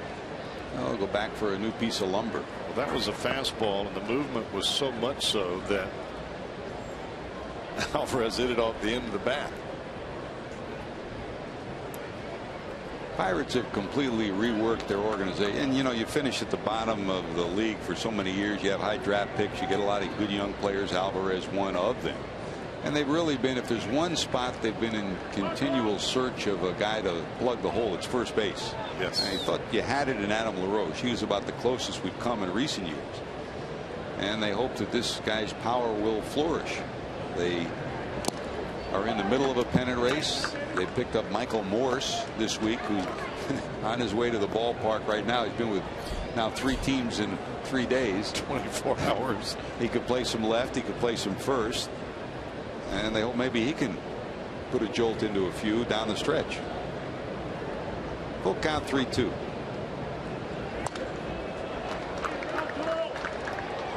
I think of all of them, I'd say that Adam LaRoche was the one who was the complete package and looked like he could be there for a few years. Well, the only problem they had with LaRoche was the contract. They weren't prepared to spend that kind of money, and ultimately ended up going to the Nationals.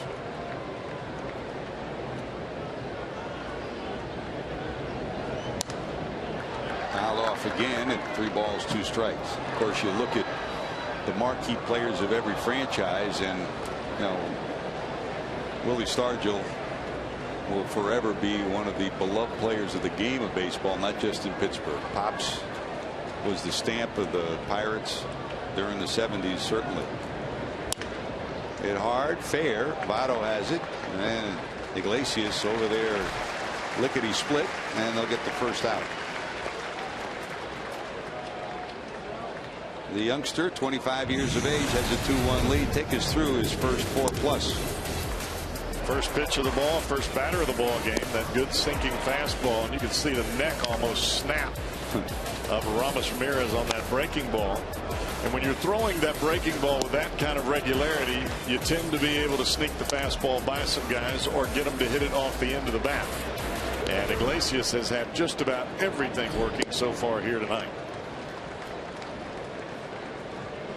As I look at him, as you look at his numbers tonight, and here's Chris Stewart, the catcher, who flied to right first time up. You think of El Duque, who was a little bigger, a little broader by the time he got to the United States, and you think of Pedro too. I mean, he's kind of in between. Pedro, especially in his early years coming up with the Dodgers, very thin, very lanky, but he has the one thing that Iglesias has that you always talk about that gives you movement, and that is that great extension with long fingers. Tremendous extension and no fear.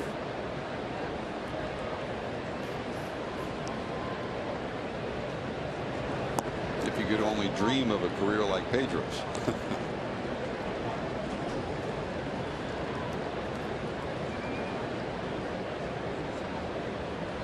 Pedro, he wasn't 170 pounds soaking wet, but he'd knock you down in a 32nd minute.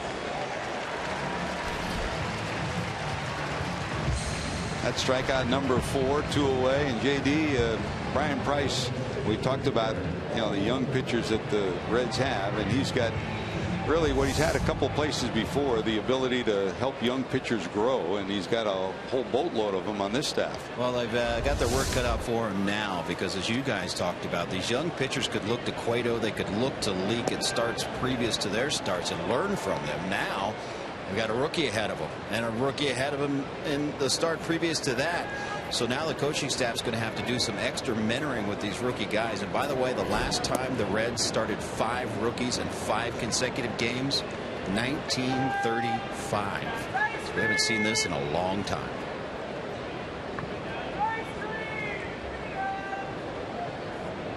Here's Cole, the pitcher, struck out back in the 3rd. Jesse, you were here in 1935, weren't you? That's what I thought. Strick, was he here then? Okay. 1 ball, 2 strikes. He got him. 2 strikeouts in the inning. The Reds holding on to a 2-1 lead, top of the order. Brandon Phillips 2-0.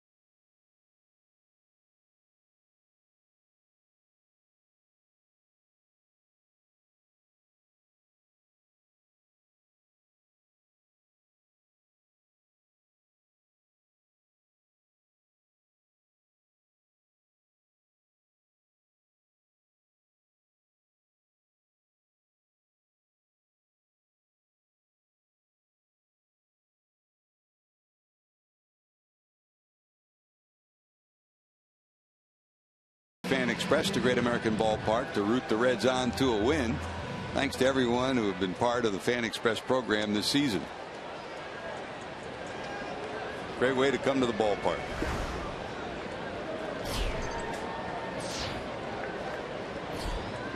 Here's Brandon. He'll lead it off against Cole. 0 for 2 on the night thus far. The Reds run in the second, a leadoff triple from Bird on a ball that was misjudged by McCutchen in center, and then a sacrifice fly by Suarez made it 1-0. And in the fourth, a one-out base hit by Bird, an infield hit by Pena, a double by Suarez. 2-1. The Reds have a lead. The one run that the Buccos had on a home run in the fourth from Jung Ho Gun. One final this afternoon. Dodgers beat the Angels 3-1 in the battle for Los Angeles at Dodger Stadium.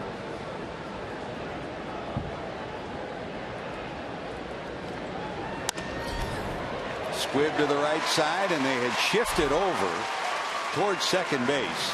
They moved Walker over, and Phillips makes him pay. There's a leadoff base hit in the fifth.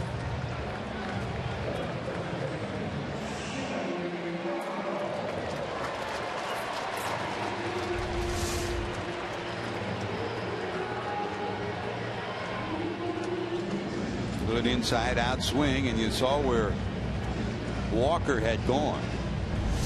You know, analytics are great, but good hit when they work. When they work, yeah. And people say, should they outlaw shifts? No, just learn how to hit against them. Here's Votto. Fly it out, struck out, 0 for 2.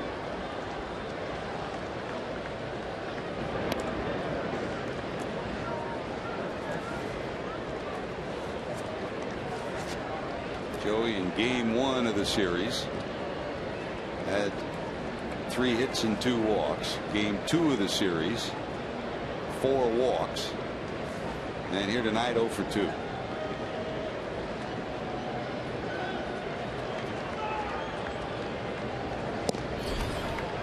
A big rip at a 97-mile-an-hour fastball for strike 1.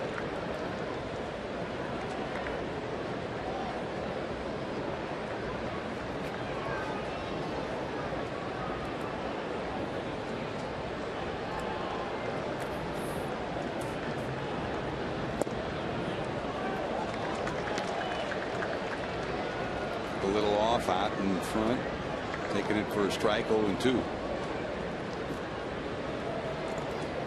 97-mile-an-hour fastball on the outside corner. Then he starts that breaking ball off the plate and brings it back to the edge. That's a couple of tough pitches. This is a chess match right here, isn't it? One of the best hitters in the game, one of the best pitchers in the game. 0-2.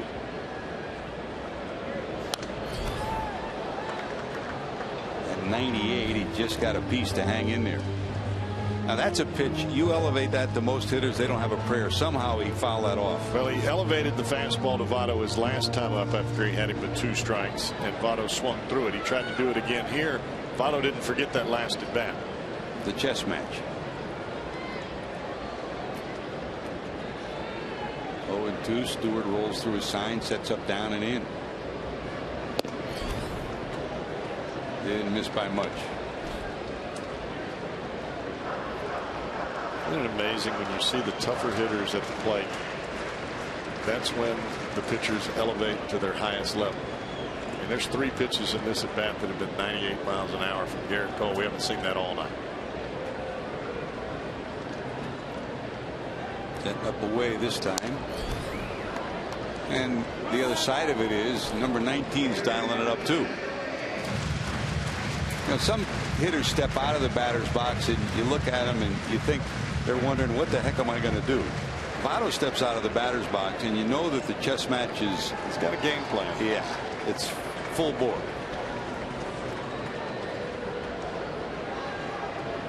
One and 2.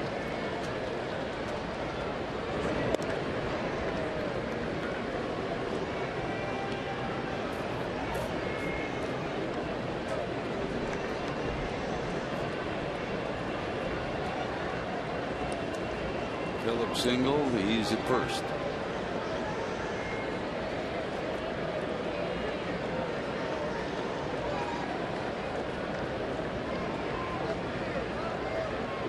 goes Brandon.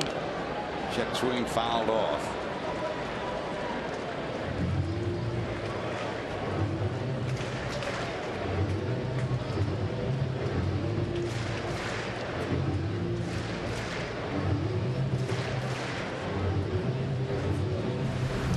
Told you about that matchup at Dodger Stadium today. Two reigning MVPs faced off against each other for the first time. Kershaw gets the win, 8 pitch, 2 hits. Trout 0 for 3. At least today, Kershaw wins the bout.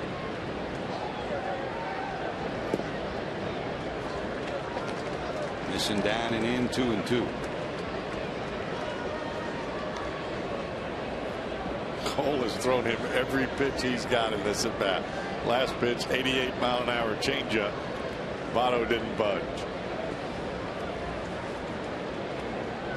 Elevate a fastball again.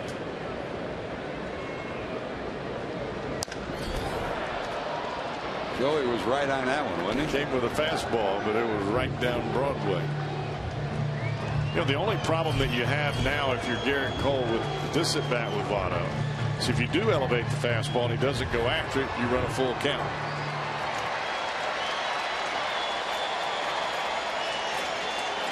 I mean, he is all over the strike zone. Up, down, in, out, sliders, change-ups, breaking balls, fastballs. You throw 9 pitches that are really all strikeable pitches. I mean, 2 were called balls, but they were right there, and you're saying, I can't get this guy out. That's why number 19 is one of the best in the business. Just like we talked about McCutchen being able to spoil your best pitch and finally drill one. That's the same book that Joey Votto reads. And I mean, even if you don't come up successful in this at bat and get on base, if you're Joey Votto, you have worn out Cole, not from a physical standpoint, from a mental standpoint.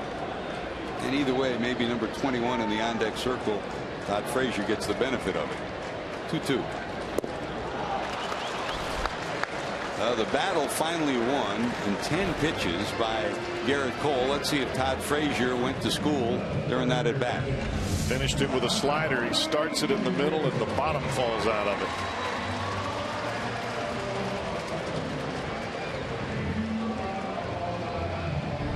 That's nasty.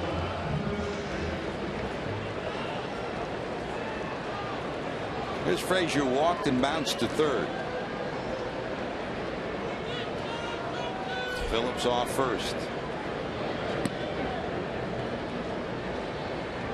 Yeah, you're right, George. You finish an at bat as a pitcher against a hitter like Votto. You get him out. If you relax for a moment against the guy standing at the plate, he may hit that thing up over the Kroger signs in left field.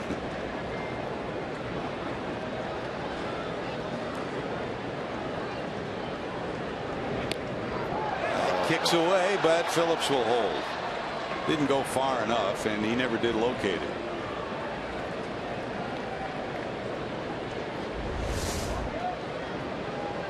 Phillips had to dive back into the bag. I don't think Brandon saw the ball. If he had seen it right away, he'd taken off. That went right through his glove, evidently. They get a new piece of leather.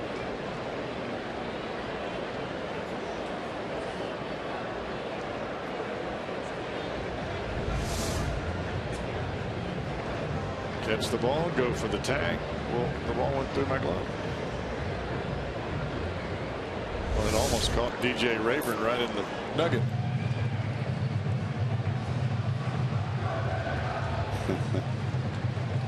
That shows you just in that slow period, that slow-mo, the ball was past Rayburn and then he ducked. Then he figured out, look out. This tells you got no chance to get out of the way of that baseball. That kicks away, and that'll get Phillips to second. So a base hit can plate Brandon Phillips here.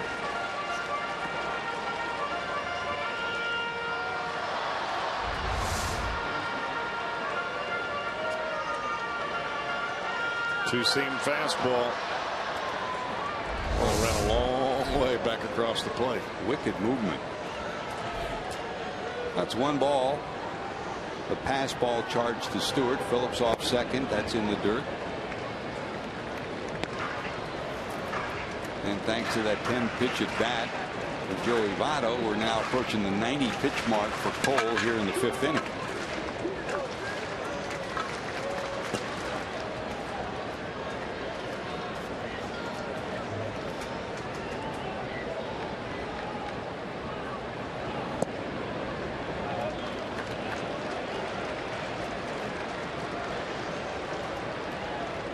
Saw how many strikes that Cole threw to Votto, and just what you and I were talking about is happening right now. 3 consecutive balls out of the strike zone here to Frazier. Bruce on deck. That's a strike. 3-1. Cole is not one of those 7 and bail or 6 and bail pitchers. He'll normally go 100, 105, sometimes 110 pitches a night. In fact, that's one of the things the Pirates are concerned about as you get to the second half of the year.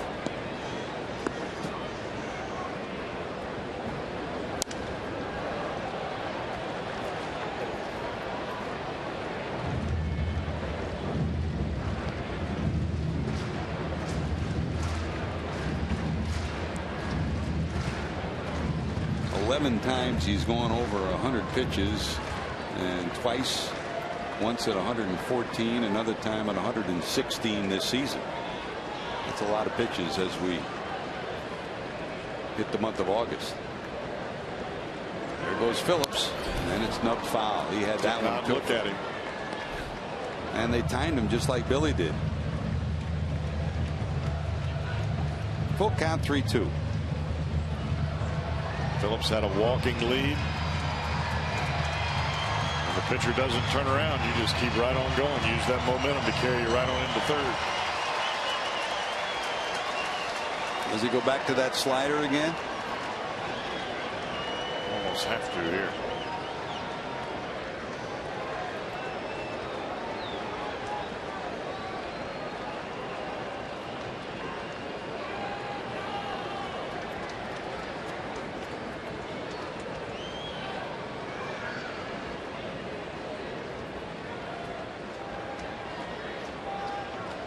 Two with 1 out. Phillips in scoring position. There it is. You got it. Back-to-back strikeouts. 7 on the night for Cole now. So it'll be up to Jay Bruce to try to get this run in. Came all the way back from a 3-0 count. That's a pretty good breaking ball right there, Jordan. You're looking for that ball to come back to the plate as his fastball normally does. Instead of coming back, it just continues to cut away from him. Well, here's Jay. Lined out, struck out 0 for 2. There's some nights where you'll watch Cole and it's Powder River. I mean, he'll beat everybody with his fastball. He's realizing tonight that the Reds are on it, and his best pitches have been off that slider. There's the 1-ball delivery. Left center field, hit pretty good. Looking up to the wall. It is off the top of the wall. Bruce will have a double. A run will score. He didn't miss a home run by much, and when he goes that way, Cowboy, you know he's dialed in. There's only so long you can redline it as a pitcher, and at some point you got to take a breath, and Cole tries to take a breath there, and Bruce just smokes this fastball. You're right, George. Another couple of feet. That's a 2-run jack. Phillips can try it home. Boy, great shot by our cameraman down in that left field corner, John Tomer. He followed that one right to the wall, and it'll follow Ray Searage out to the mound to give his right-hander a breather. It's like following a golf ball at a golf tournament, isn't it? That's a rocket shot. 2 very difficult at-bats with Votto and Frazier at the plate. I mean, you're having to really gas it to get those 2 guys out. That pitch would have been a ball, but it was up, and Bruce followed it all the way to the bat head. And don't forget, get ready for Reds action 30 minutes before every game with Reds Live on Fox Sports Ohio with all of the info you need for that day's game. Reds Live presented by Ray St. Clair Roofing.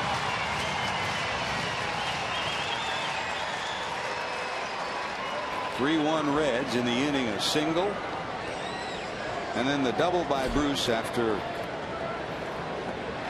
the advance by Phillips on the pass ball. And here's Marlin. He's 2 for 2. Tripled in the second, scored on a sacrifice fly, and he singled to left in the fourth.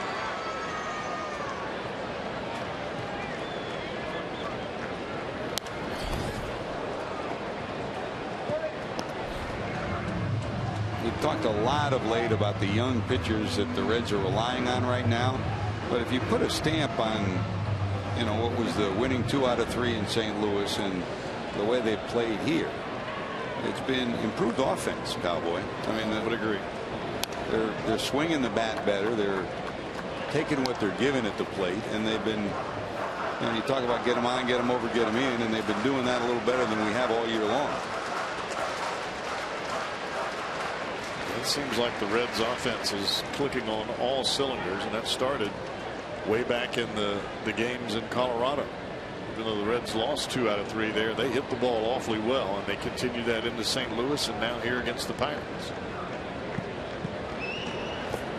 0-2 this time. Cole will get it. So for the second time tonight, he strikes out the side, but in between the Reds score, and they lead it 3-1.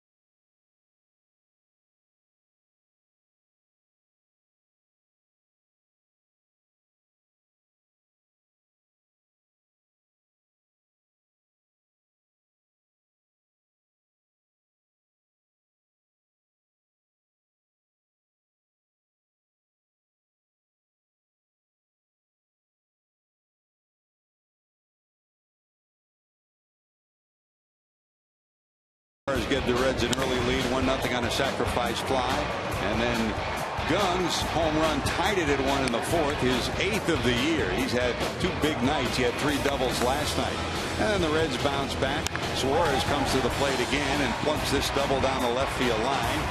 That scored Bird, and the Reds had a 2-1 lead. And at Jay Bruce's bolt off the center field fence, and the Reds have a 3-1 margin over the Pittsburgh Pirates. While all that goes on, Cowboy, Raisel Iglesias, so far so good. He has been on the money the first two times through the lineup. You see the numbers there. Bottom of the order, he's handled them quite well. Now the tricky part begins. The 3rd time through the order. Let's see how he manages it.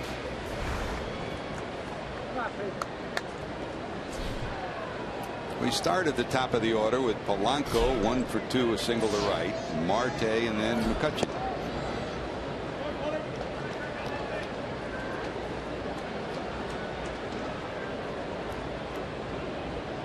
He bounced back to the pitcher in the first and single to right, second time up, waves at that for a strike. Remember, against the Cardinals in Iglesias' last start, he ended up going 6 innings, 6 hits, and 4 runs. The 4 runs, though, came on 1 swing, the grand slam from Colton Wong. And then after he gave up the grand slam, he bounced back with a good 5th and a good 6th. So the blip on the Raiders' radar screen was that 1 inning. And really, at the point that Wong hit the ball out of the ballpark, he had gotten 2 quick outs with the bases loaded and had a 3-2 count on Colton Wong. It could have easily gone the other way.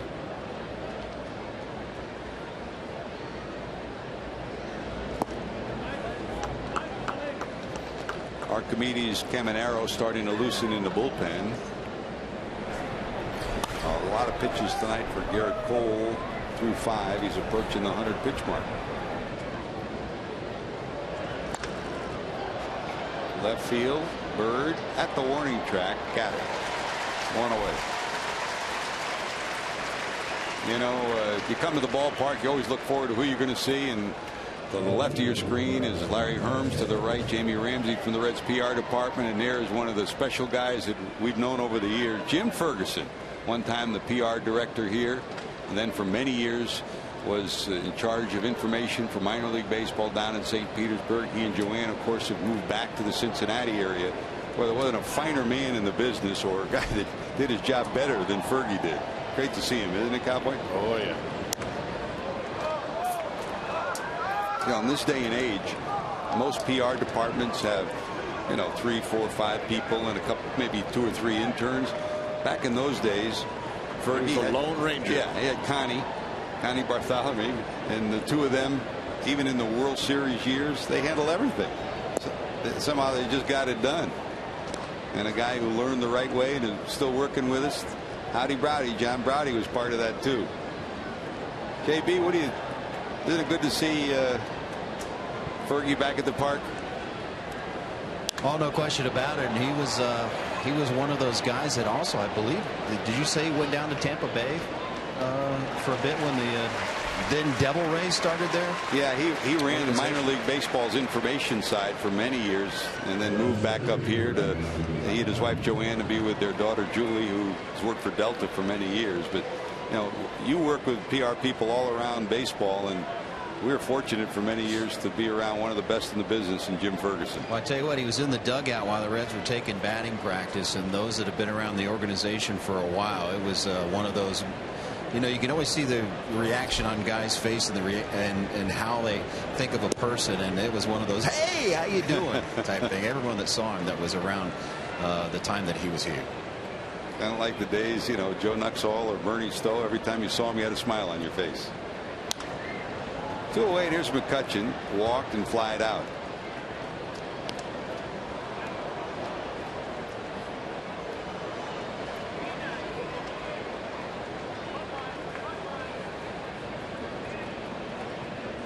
See, now John Browdy's down in the truck as a former PR director. He got to throw out a first pitch. Fergie never did get to throw out a first pitch. That's a bouncer foul. That was a rough swing right there from McCutchen. You talk about an emergency swing. That was one of them. That ball just flat out fooled him. Watch McCutchen here.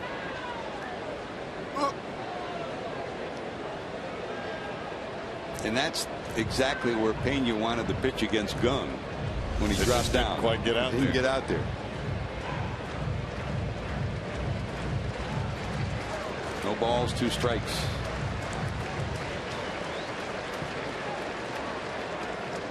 Votto can string out an at bat, so can McCutchen. Iglesias would love to put him away here. He won't fish for that. 1 and 2.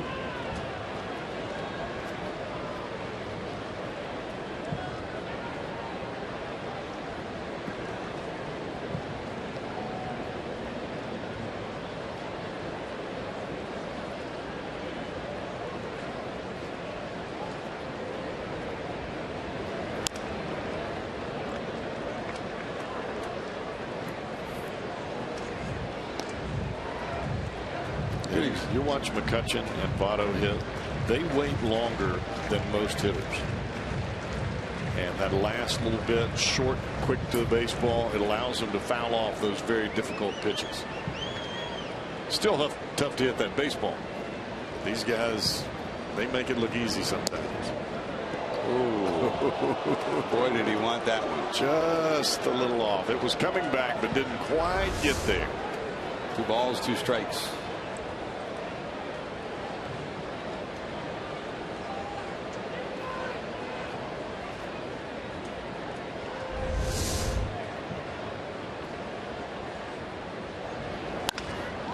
Hit hard. Suarez has it, and that'll do it. Hey, that's a nice 1-2-3 inning. Reds lead it 3-1.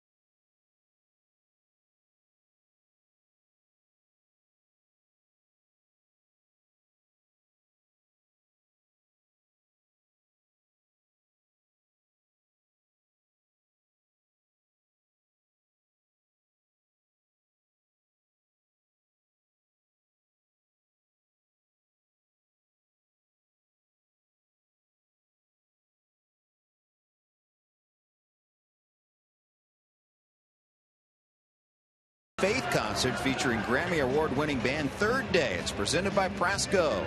For tickets, 513-381-REDS. Visit select Kroger locations or reds.com/tickets. 3-1 Reds over the Pirates right now. Earlier today, the Reds Heads Kids Club. A lot of those kids gathered.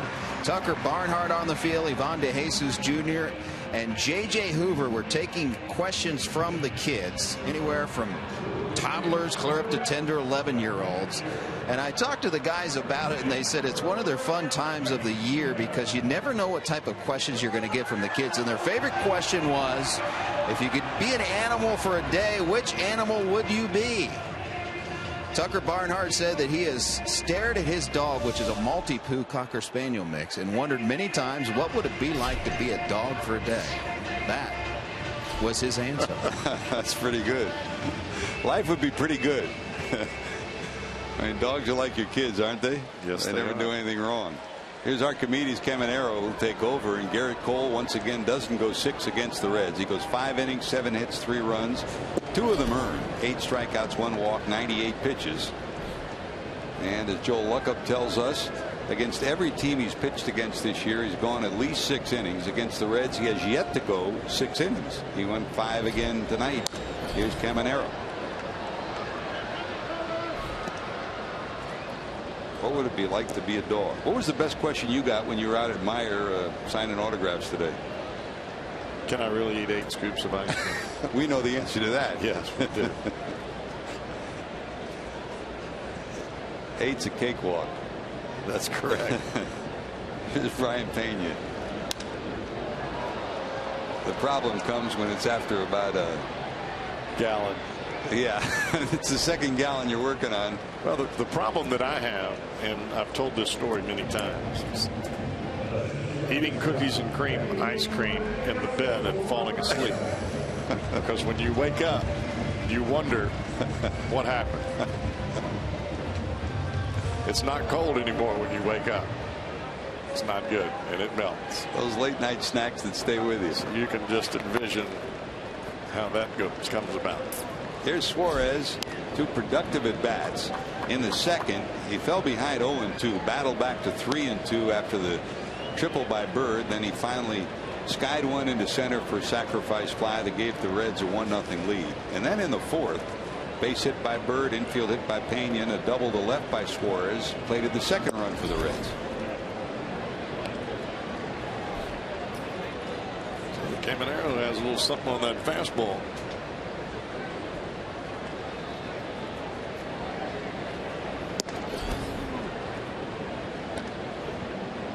You and Ashley ever think about naming Mason Archimedes? Not hardly. Here's the 1-2.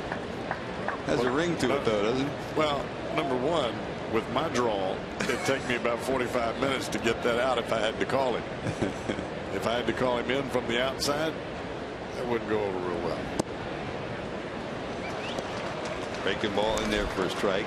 Suarez retired. First strikeout for Archimedes Caminero. As promised earlier in the game, we have selected the Data Strong fan photo of the game. Tweet your strongest fan photo to hashtag Ohio Data Strong fan for a chance to be featured in an upcoming broadcast brought to you by T-Mobile.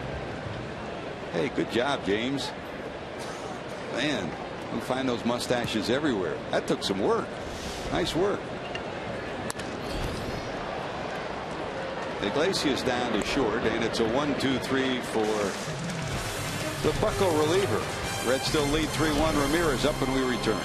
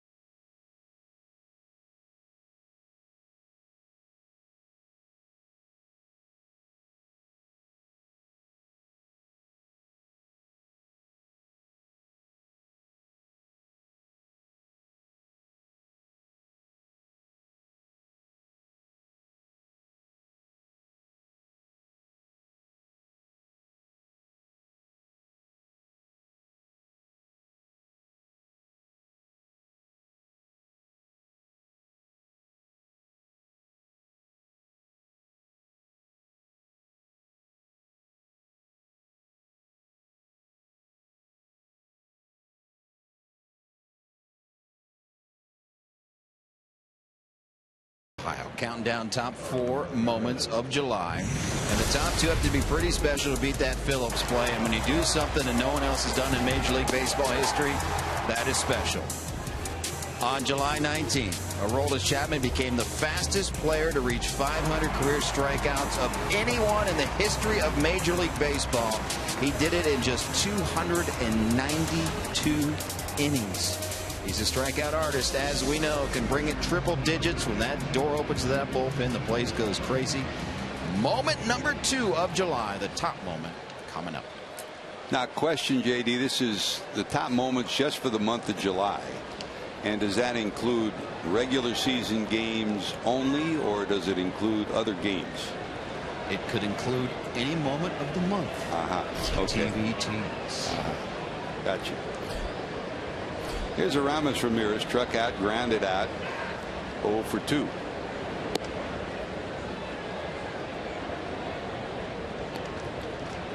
Reds have hit well of late in the last 10 days or so. The Pirates have hit well all month long. They have won 20 of their 30 games in the month of July. Trying to start August starting the same way.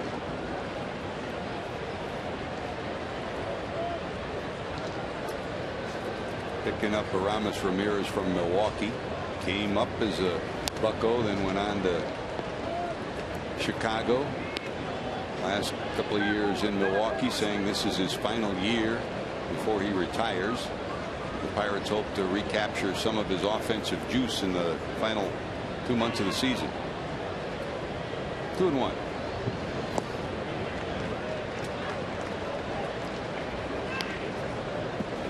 You look at his numbers through his career. We talked about it the other night that, 18 years, 194 homers. His offensive numbers certainly significant.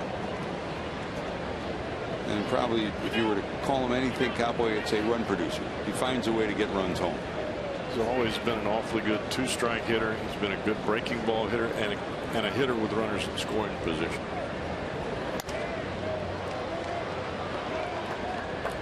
Yeah, I look back on Ramirez's career, and I can remember facing him. You threw a first pitch fastball middle in, he was all over. But after that, he was looking middle away. And if you're a young pitcher, that would fool you.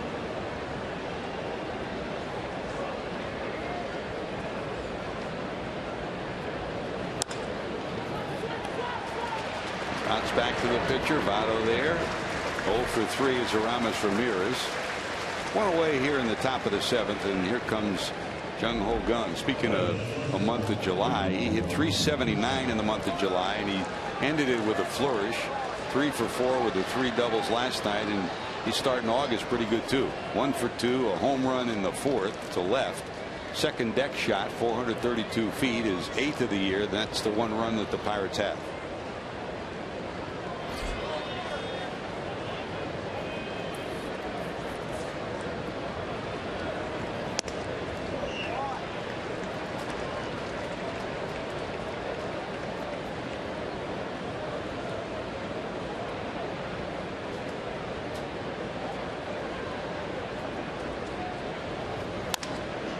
Got in on him.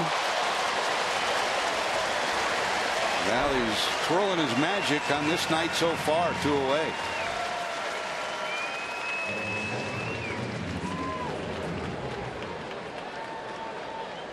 Ran this baby right in on his hands. You could see Pena setting up inside, and that's exactly where he got the fastball.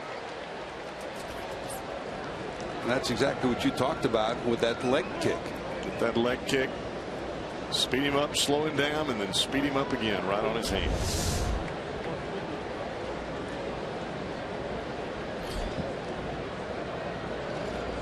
I think the one thing, we learned a lot of things when Bronson Arroyo was here. Some of the young pitchers learned a lot from him, Johnny Cueto included, Mike Leake, and Johnny Cueto's passed that on too. How to read hitters. And if you're going to survive, there's a looping line drive into right by Neil Walker. There's a base hit. But reading hitters is probably one of the biggest keys to success as a pitcher. I don't think there's any doubt about it. I don't know how you survive without it. You can have all of the video, you can have all of the statistics, but hitters will change from pitch to pitch. the good hitters. And when they change, you have to change. And when you see them really trying to get inside the ball, you better act accordingly on the mound. You see a guy trying to hook the ball, you adjust your pitches as well. There's Alvarez, bounced to first twice, 2 high hoppers to Votto. That's low. Most hitters in their body language will tell you what pitch you need to throw next. Now guys like Votto and McCutchen, they stay pretty consistent. Their head doesn't move a whole lot. They get their feet down in time, especially if they have a leg kick on the front side. They make it tough on you.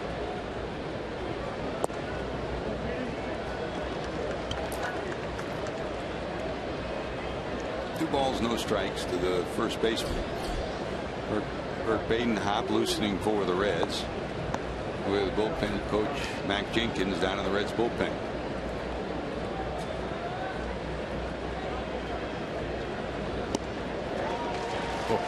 Pretty good changeup right there.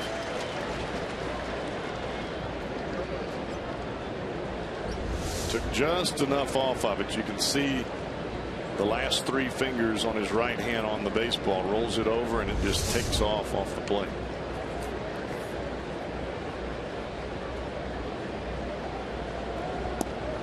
Ooh, tried to come back with it. 3-1.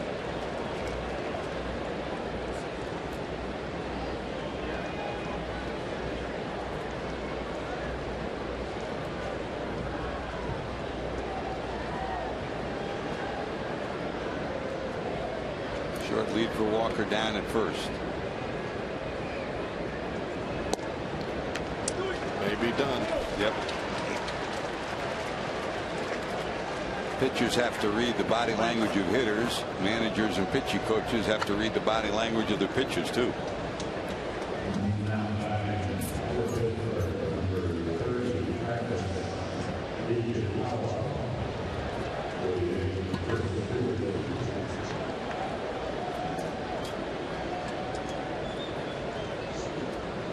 Here comes Jeff Pico out to talk to Iglesias.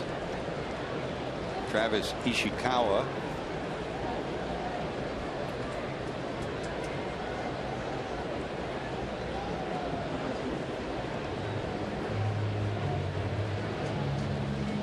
At the edge of the dugout steps with Stewart coming to the plate.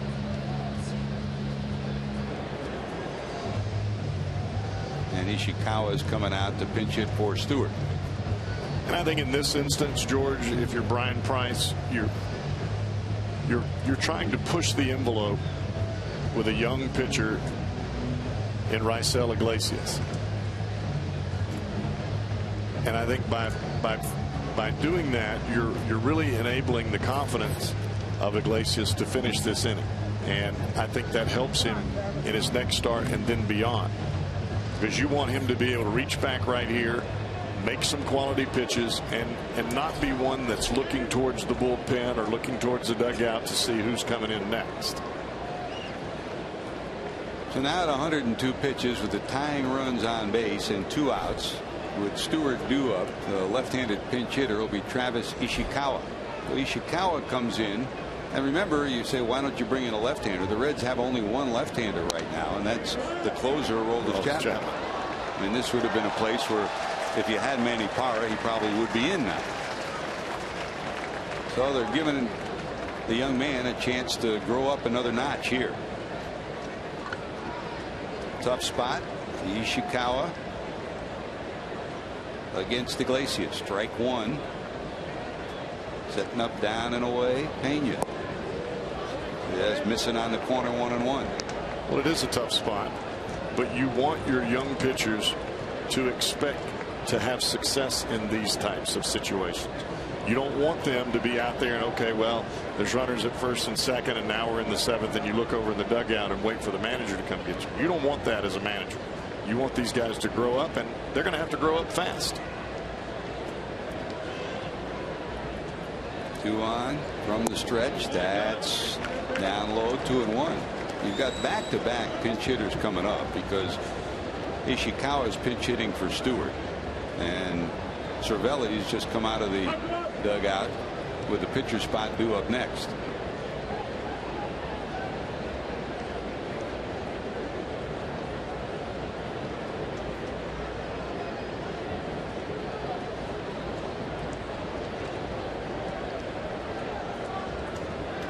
Two-one. Slap foul the other way. Ishikawa in at 206, a homer and 7 knocked in.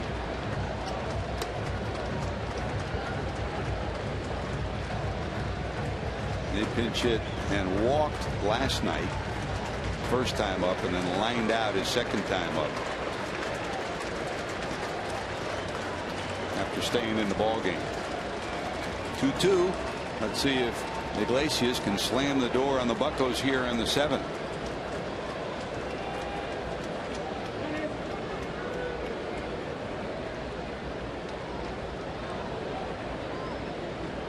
Sell to the stretch, comes in and misses in.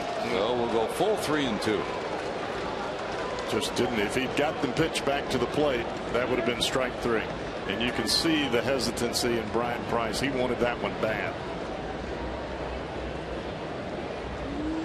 That's the one thing about being the former pitching coach and now you're the manager. You live and die with every pitch in this situation.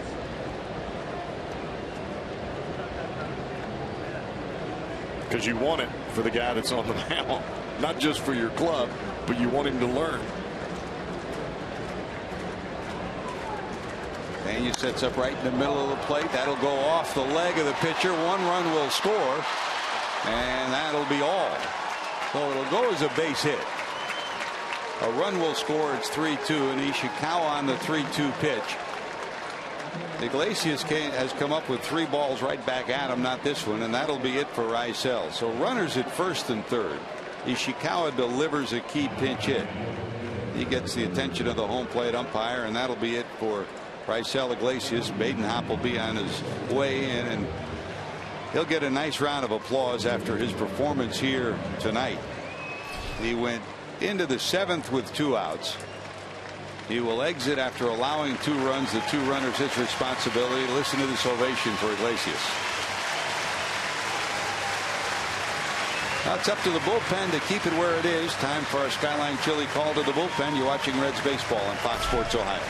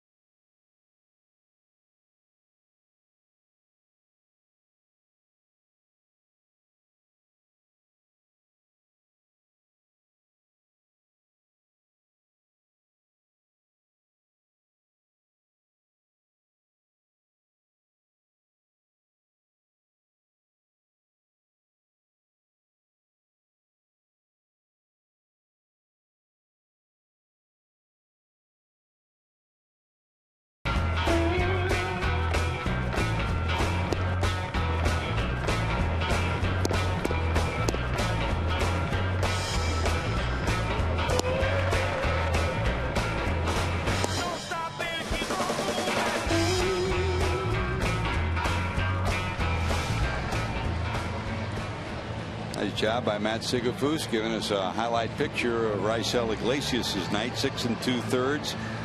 He's allowed 2 runs. The 2 runners on are his responsibility. Allowed only 4 hits, walked 2, struck out 5.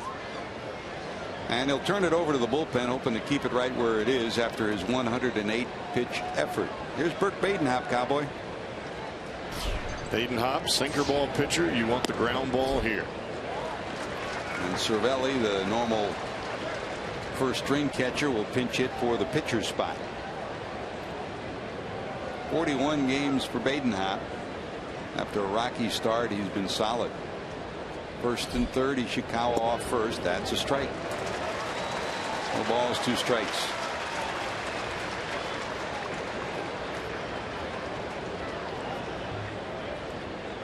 Pirates as a whole very pleased with number 29, the way he's taken the reins behind the plate, filling in for the leader of this club, Russell Martin, who exited via free agency.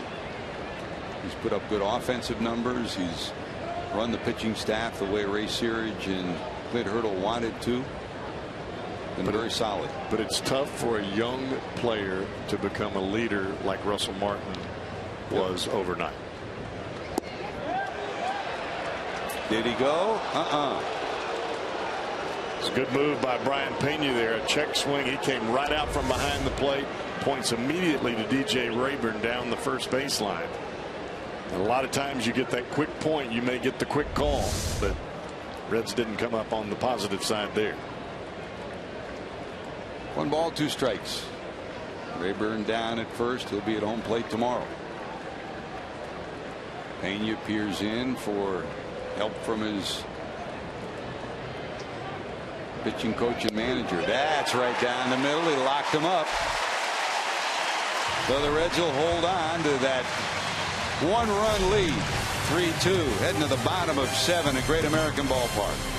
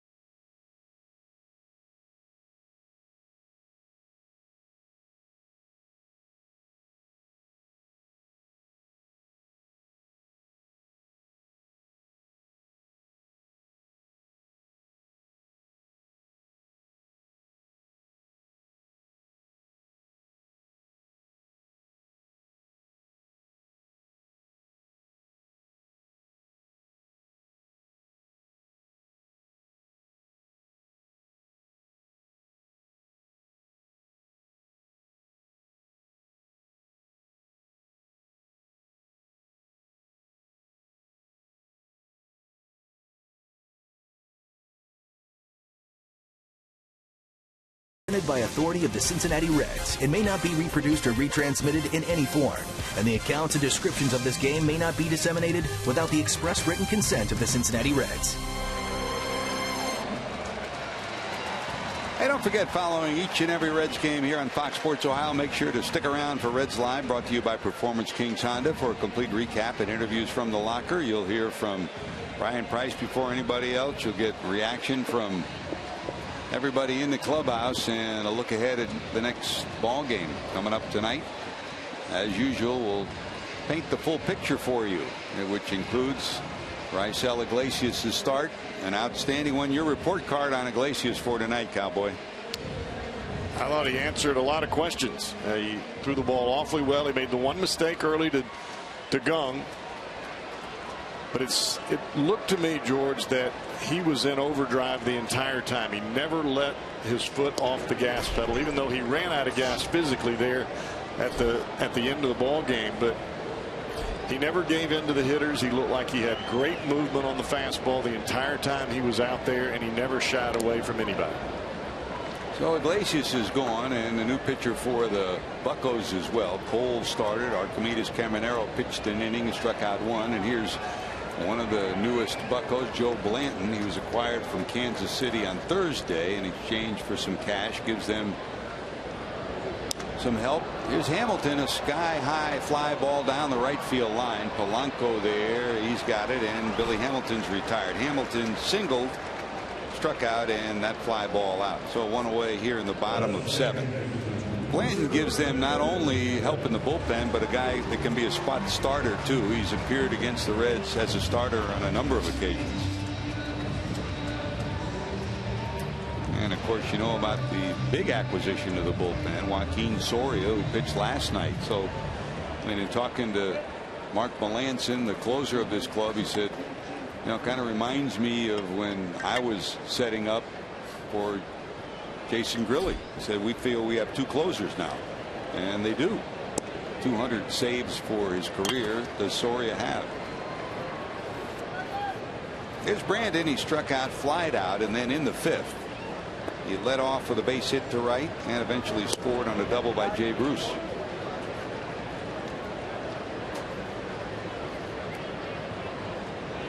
Blanton in Kansas City was 2-2 with a couple of saves in 15 games. A rocket, but caught. Alvarez slaps the leather on it, and that's still another new glove.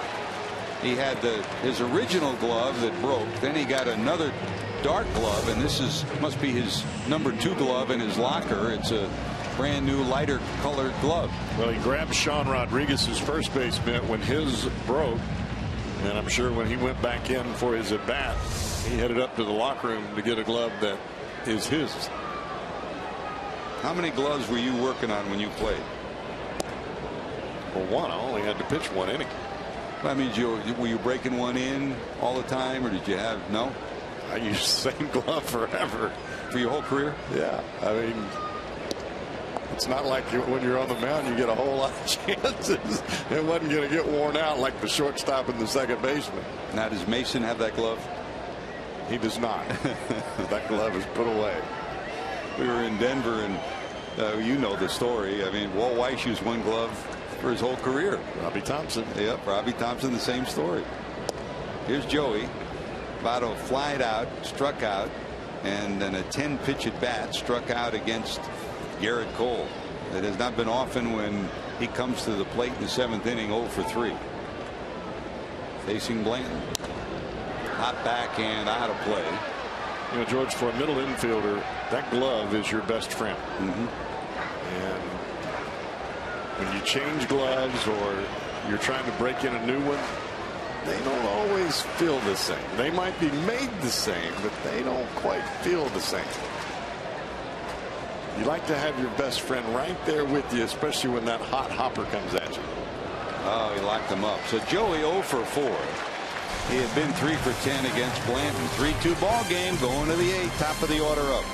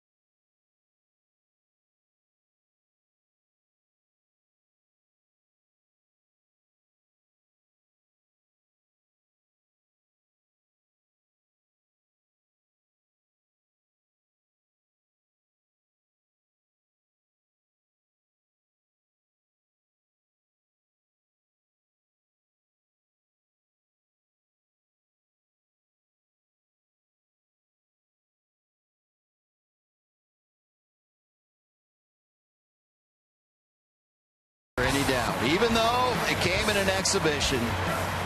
All-Star game, the day before the All-Star game, the home run derby, and the hometown kid not only wins it, but does it in dramatic fashion. That change of format, where they were not only competing against their opponent in a bracketed format, but also competing against the clock. In each round, Frazier got off to a slow start, but then rallied and won it in the end. One of the coolest moments I've ever watched, and I got to be a fan that night in the stands, which is rare for me. And I got to tell you, it gave me goosebumps. I was going crazy that night. Your top moment of July.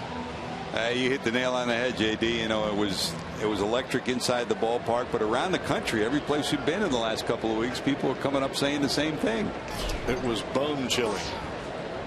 Even drew tears of joy from a lot of folks that were sitting around us down there. There's J.J. Hoover to take over as we go to the top of the 8th. Polanco, Marte, and McCutchen due up.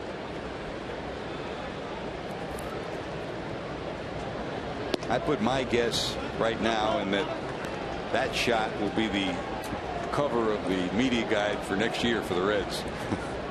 That was a moment you won't forget for a long time. I would say not. Polanco bounced out, single, flied out, broken bat into right. That's going to drop for a hit. He'll turn and hold there. So a broken bat, base hit. Nobody out, one on, and here's Marte, a 10-game hitting streak on the line. He's 0 for 3. Strikeout, fielder's choice, and pop up.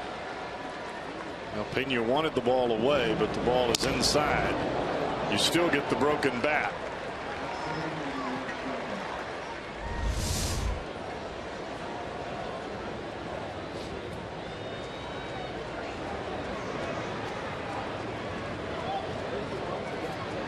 Short lead for Polanco down at first. Showing bunt. Marte in the air. Can they turn it into 2? No, he won't get there in time.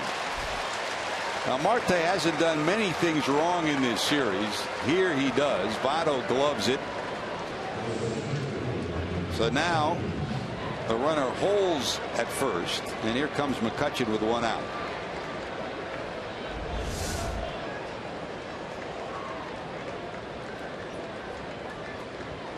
Marte does everything right except he bunts the bottom half of the ball rather than the top. Well, here's McCutchen. Walk, flied out, bounced out, 0 for 2.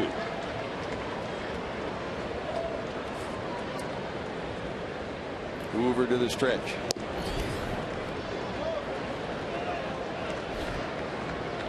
McCutchen 2 for 10, and the 2 hits, both home runs against J.J. Hoover. With that great area of space open on the right side, I would imagine that catches McCutchen's eye right away. Big hole on the right side with Polanco at first.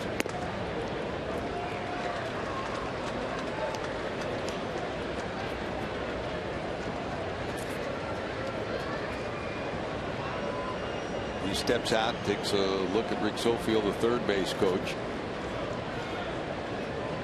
With Polanco, short lead down at first.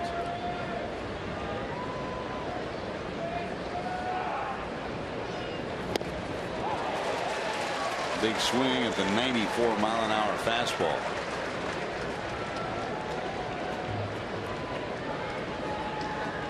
Polanco does not steal often. He's stolen 5, but a pretty smart base runner.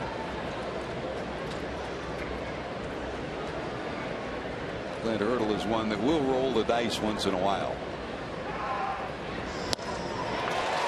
Not often you'll do it with your best hitter at the plate in a situation like this. 2 balls, 2 strikes.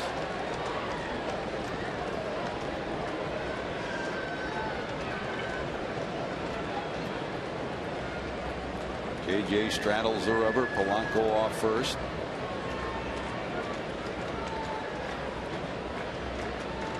Staying away is Pena. There goes the runner, and it's fouled off. And you saw, just as you talked about, Cowboy, he's trying to plunk it through on the right side there.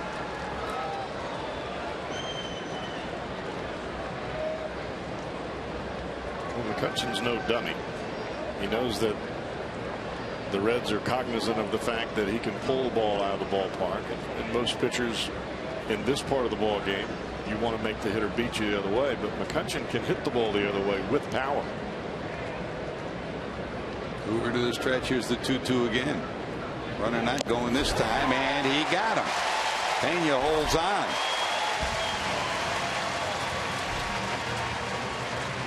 Here's our Cholula flamethrower, brought to you by Cholula hot sauce, and J.J. Hoover dials up a big one right there. 95 miles an hour right on the outside corner. He didn't let that one run back over the plate. He put it right on the money. So 2 away. Votto will continue to hold the runner on at first. And here comes Ramirez. Ramirez in his career against Hoover 3 for 8. I imagine we'll see Polanco take off for second base, try to get him into scoring position. Throw over there once? Yes. Just to put it in his mind that you're thinking of it. Hoover's move, not a great move in any event, but at least let him know you know he's there. 1 ball. Ramirez struck out, bounced out, bounced out. Hopped up. Phillips circling. Got it. Base hit by Polanco. He's left stranded. Bottom of the 8th we go. Here comes Frazier.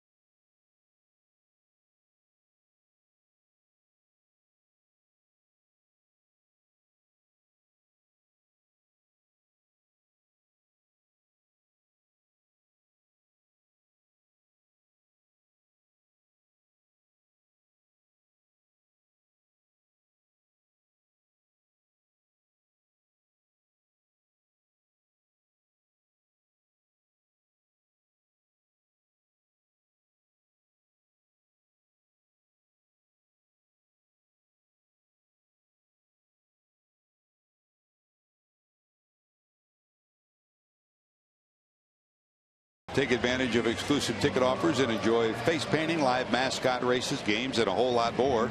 Plus, kids 14 and younger will receive a Billy Hamilton poster thanks to Biz and Oxidol.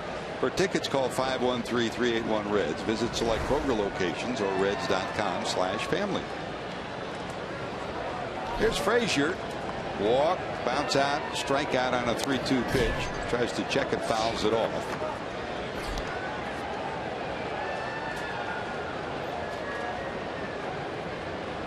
Bruce and Bird due to follow. 3 runs, 7 hits for the Reds, 5 left. 2 runs, 5 hits, no errors for the Pirates, 5 left as well.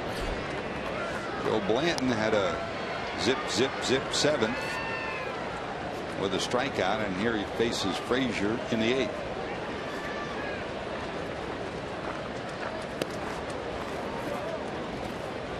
I think part of the reason that the Pirates like Blanton is that he can give you some extended innings out of that bullpen. Spot start if necessary. A former starter. Probably the biggest issue is he's one of those guys that can save your bullpen and still pitch in a close ball game. Frazier 2 for 2 and homer against him.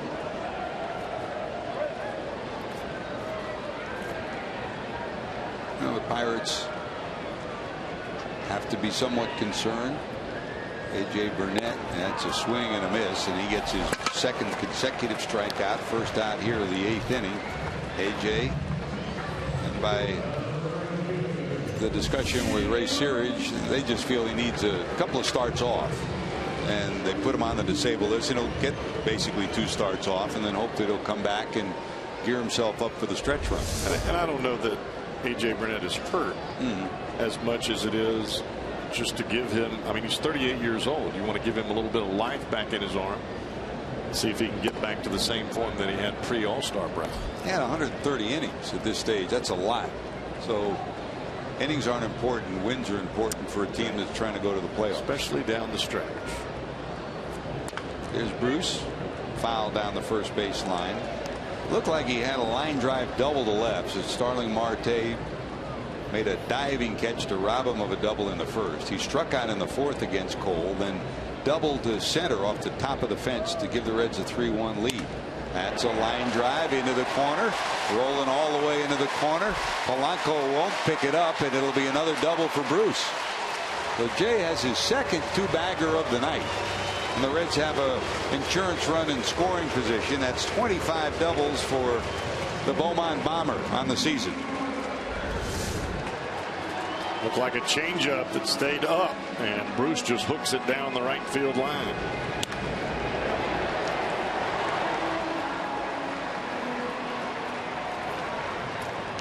Every ballpark different, in Polanco trying to read that corner here in Cincinnati. Here's Bird.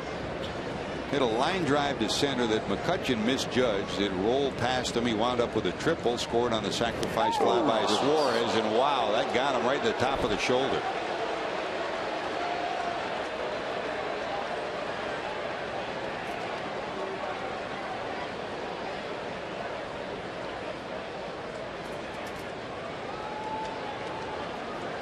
No motion towards the mound, but taking no chances is Rob Drake. He's marching right along with him. Not a happy camper is Marlon Byrd right there. This ball is right at his head. If he hadn't got his shoulder up, it would have hit him in the head. Right.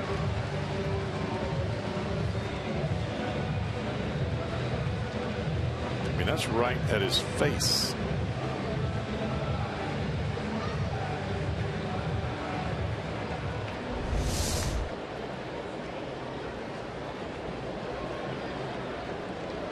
So Marlins down at first.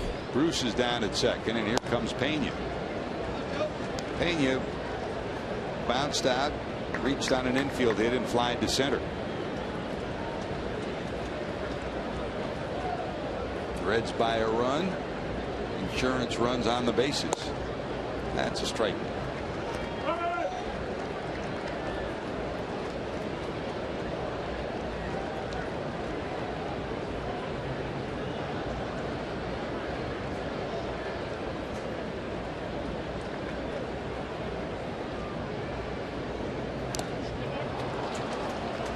Changeup out in front, swing and a miss, and it's 1-2.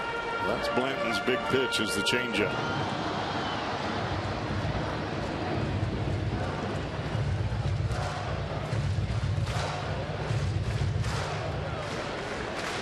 We talked often about pitching inside and having to do it consistently. Blanton has always been one. Doesn't have enormous stuff. He will pitch inside and do it regularly.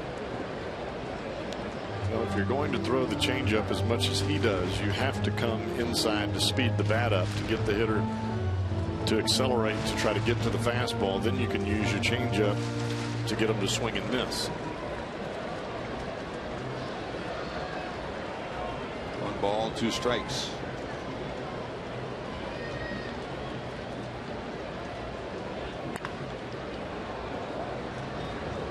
Whack down the right field line. The count will hold at 1-2.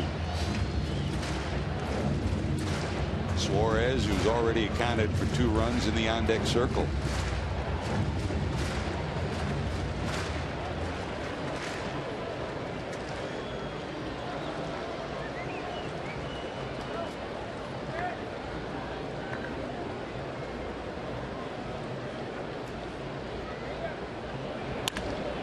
Through the hole, base hit.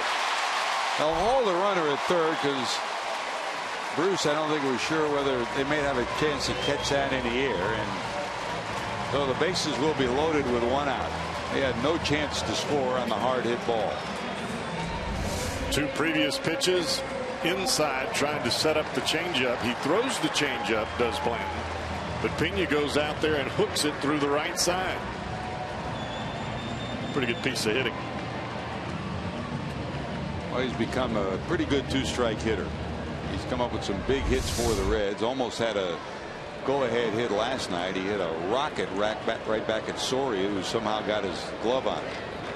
Here's Suarez. He's been a key for the Reds offensively tonight. A sacrifice fly to make it 1-0 and a double to make it 2-1. The 2 leads that the Reds had early thanks to his bat. Base is loaded. 1 out here in the 8th. Breaking ball misses.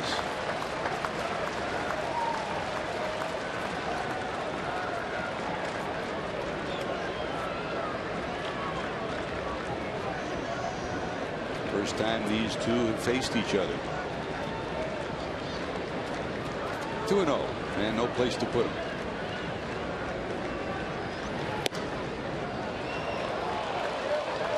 Fastball in there, 2-1.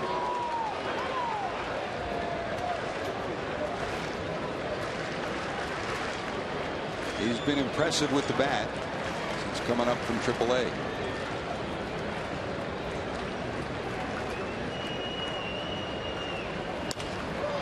In the air, this will get a run in. Tagging at third is Bruce. He's coming to the plate.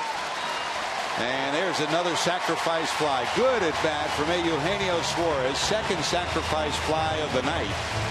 He gets a worthy round of applause after Bruce starts it with a double. Suarez cashes him in, and the Reds got that run back. It's a 2-run lead, 4-2. Twice he came down from being behind in the count, Cowboy, with big swings. It's not that easy to do, but this kid just seemingly has great confidence at the plate. Kind of like his swing, there's no doubt about it. There's Schumacher to pinch hit in the pitcher spot with 2 on. Center field hit pretty good. McCutchen back, but he'll have a beat on it, and that'll end the inning. The Reds will strand a pair, but another sacrifice fly, and the 3rd run batted into the night from Suarez. Here comes Chappie.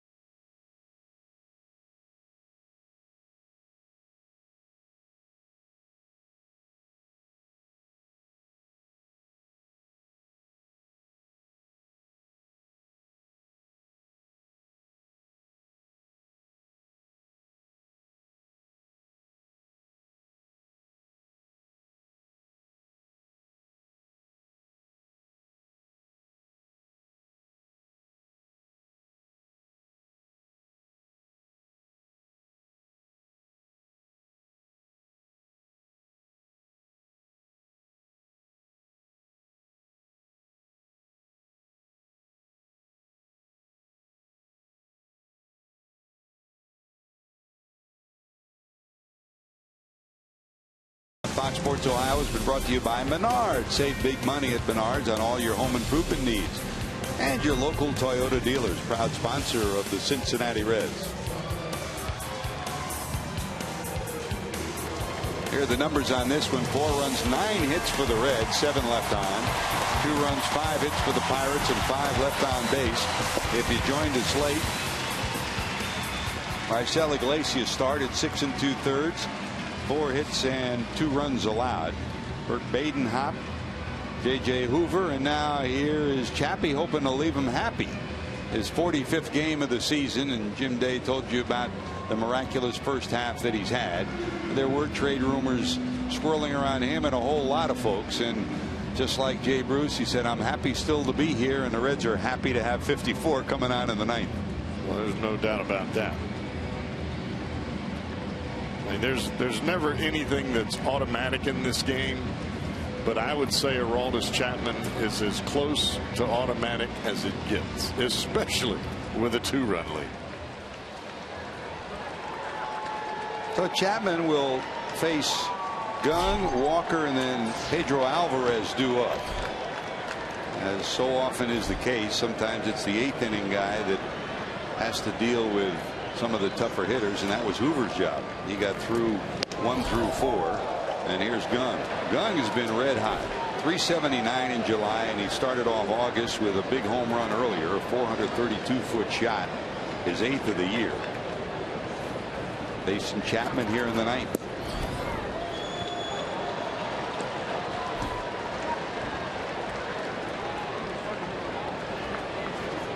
Gunn faced Chapman earlier in the year in Pittsburgh and had a base hit off him. That's a strike. 2-1. I mean, you know about the 100-mile-an-hour fastballs. That's obvious. But what intrigued the Reds about him was a slider that's outstanding. And this hit a ton to left center field. Back is Hamilton at the wall. Got it. Man, he came a long way to track that down.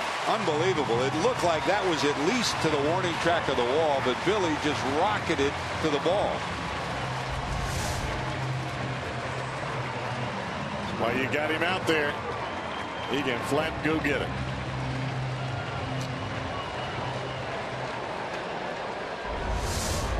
Now the speed is a wonderful thing on the bases, yes, but at times it's even more important defensively. Run saver.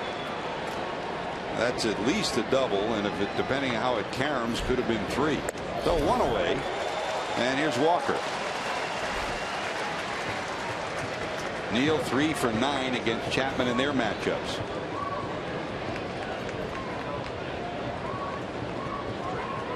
Walker tonight, bounced out, single to right.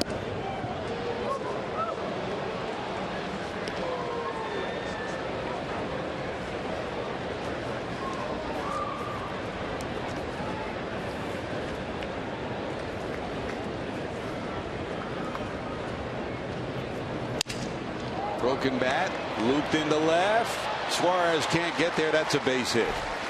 Well, that was an ugly swing. It ended up good for Walker, but that was an ugly swing. That's a Todd Frazier home run swing with a broken bat, right? Well, he looked like he was stiff-legged and just threw the bat out there with one hand. I mean, he just like, well, let me just see if I can foul it off, and he got a hit out of it. Wow. Amazing. So 1 out, 1 on. That brings the tying run to the plate. And some thump here. Here's Alvarez. Bounced to first twice and walked his last time up. Alvarez in his career is 0 for 11 against Chapman.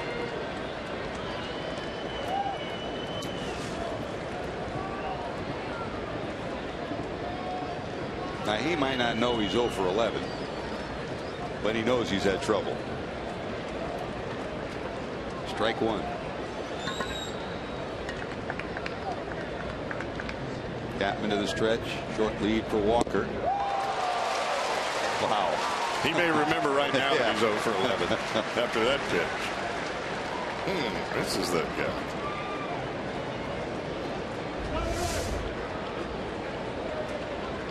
Starts at your front hip. You just can't get to it. And here's the 0-2. Look out. 102. Whew. That was like you driving out to Meyer for the signing this afternoon. Easy.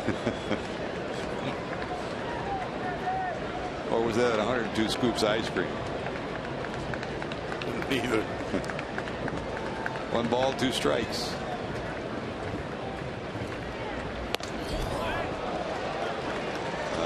another triple-digit dandy, and it's 2-2. Trying to go upstairs to see if Alvarez would chase, but those balls are a little bit up too high.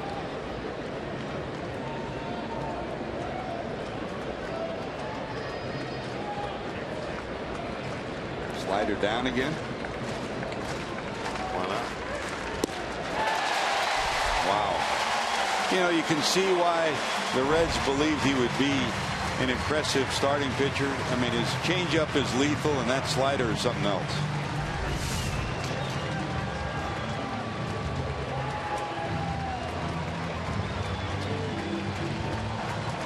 Oh, how you hit that? I think you're going to need a bigger bat. Pizza paddle might work. They're on their feet at Great American. 42,284, the sixth sellout of the season. Hoping that Chapman can close it out.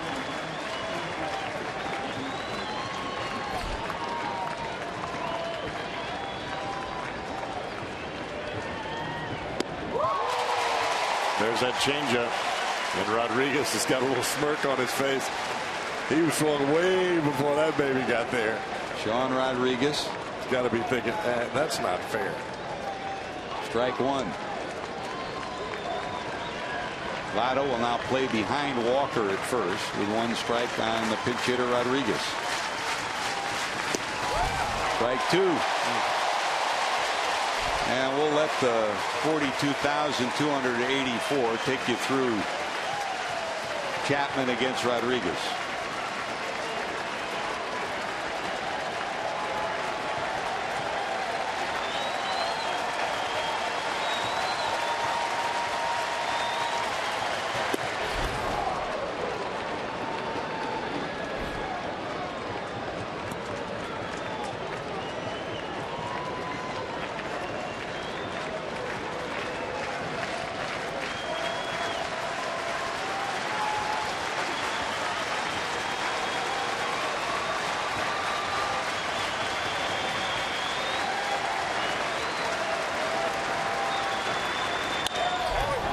Center field, that's going to drop for a hit.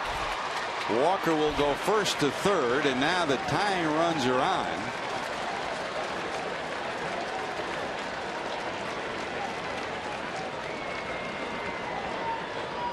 And here comes Cervelli. Francisco Cervelli was in the on-deck circle earlier, never did get the hit. Pretty good piece of hitting there by Sean Rodriguez. Fastball down and away, and he just goes right with it. Not too many hitters that will get out there on that fastball. Rather, he did come in and hit against Badenhop and struck out, so he's up for the second time. So it's Cervelli against Chapman. The tying run down at first, so Votto will now hold him since he represents the tying run. Chapman to the stretch against Cervelli. This one blooped into the outfield. Is anybody going to get there? No. A run's going to score. The throw to third. They may get him. Oh, it's off the glove of Frazier. He's going to be safe. And now the tying runs at third and the go-ahead runs at second.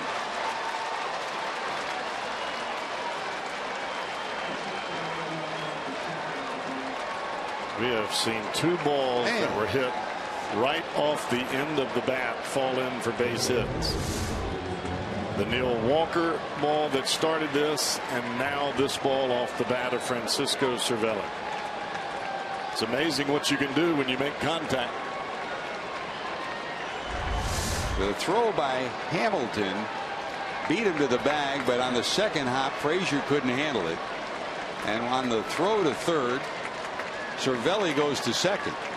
So now you're back to the trouble part of the order, top of the order. Here's Polanco. One strike away, and now the tying runs at third, the go-ahead runs at first, and here comes Polanco. Polanco 1 for 4 against Chapman.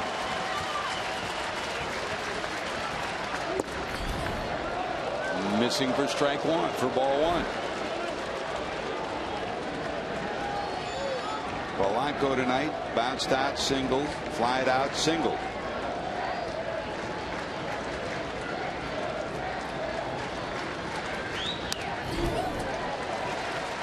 Fouled off 1-1.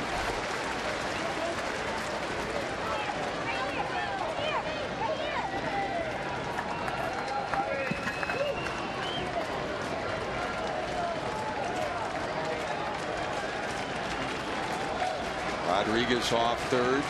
Cervelli off second.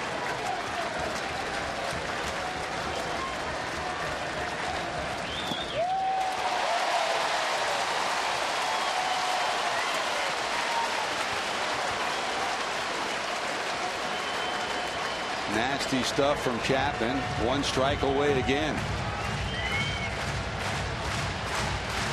Now the rhythmic chant starts at Great American. 42,000 plus, hoping Chappie can close it out here.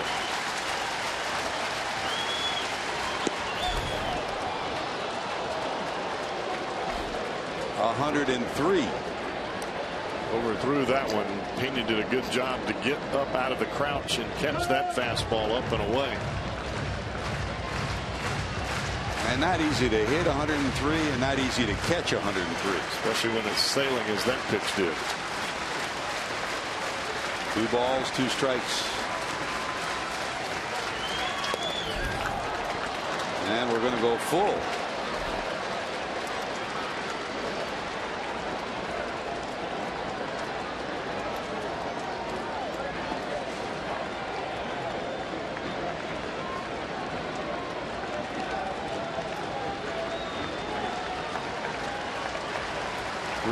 With a tying run down at third, the go-ahead run at second.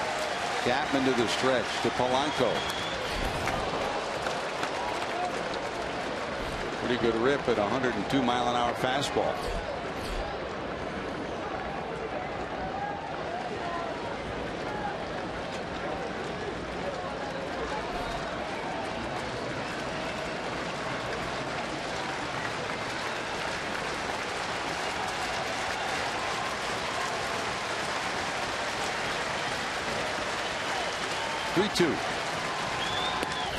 And the bases are loaded. And here comes Starling Marte. Jeff Pico's going to go out and try to give Chapman a checkup from the neck up. A fly ball out, a single, a strikeout, and then 2 singles and a walk. Well, as much as anything, Pico just giving Chapman a breather. You don't normally see Chapman face 6 batters at any point in time in 1 inning. Last pitched on Wednesday, picking up the save in St. Louis.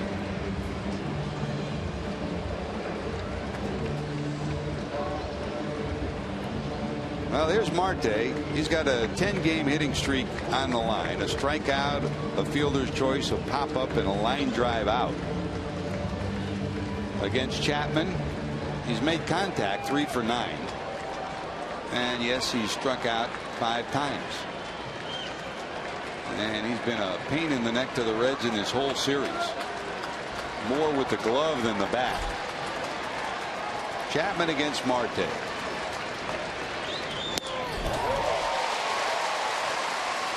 Good spot in on the hands.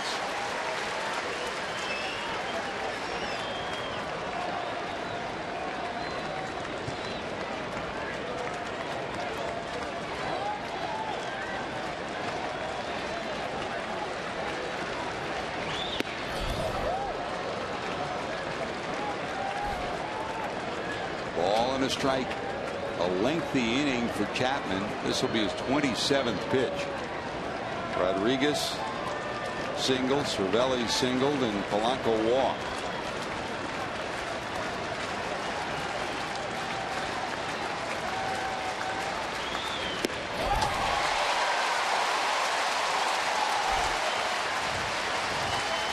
One ball, 2 strikes, and for the 3rd time, Chapman's within a strike of closing this one out.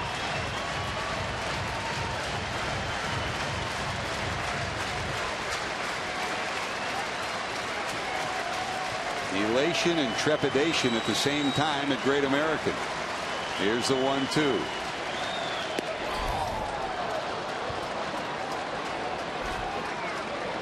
And here's the chess match in the guessing game. If you're a Pirate fan, you're wondering, what does Marte look for? You dial up for another 102, or do you wait for the better be looking for the heater. Iglesias stands to be the winner if Chapman can get the job done. And he does. He got a piece of it, but Pena held on. Well, Chappie leaves him happy, but it took a little heart pumping, thumping for Raisel Iglesias. Iglesias gets the win, and he'll have a congratulatory slap from the big guy on the mound, too.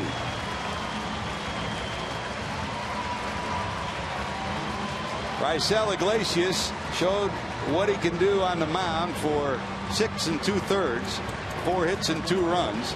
And the Reds hold on here in the 9th inning to beat the Pirates and take a 2-1 lead in this 4-game series. A whole lot more to talk about when we return after these messages.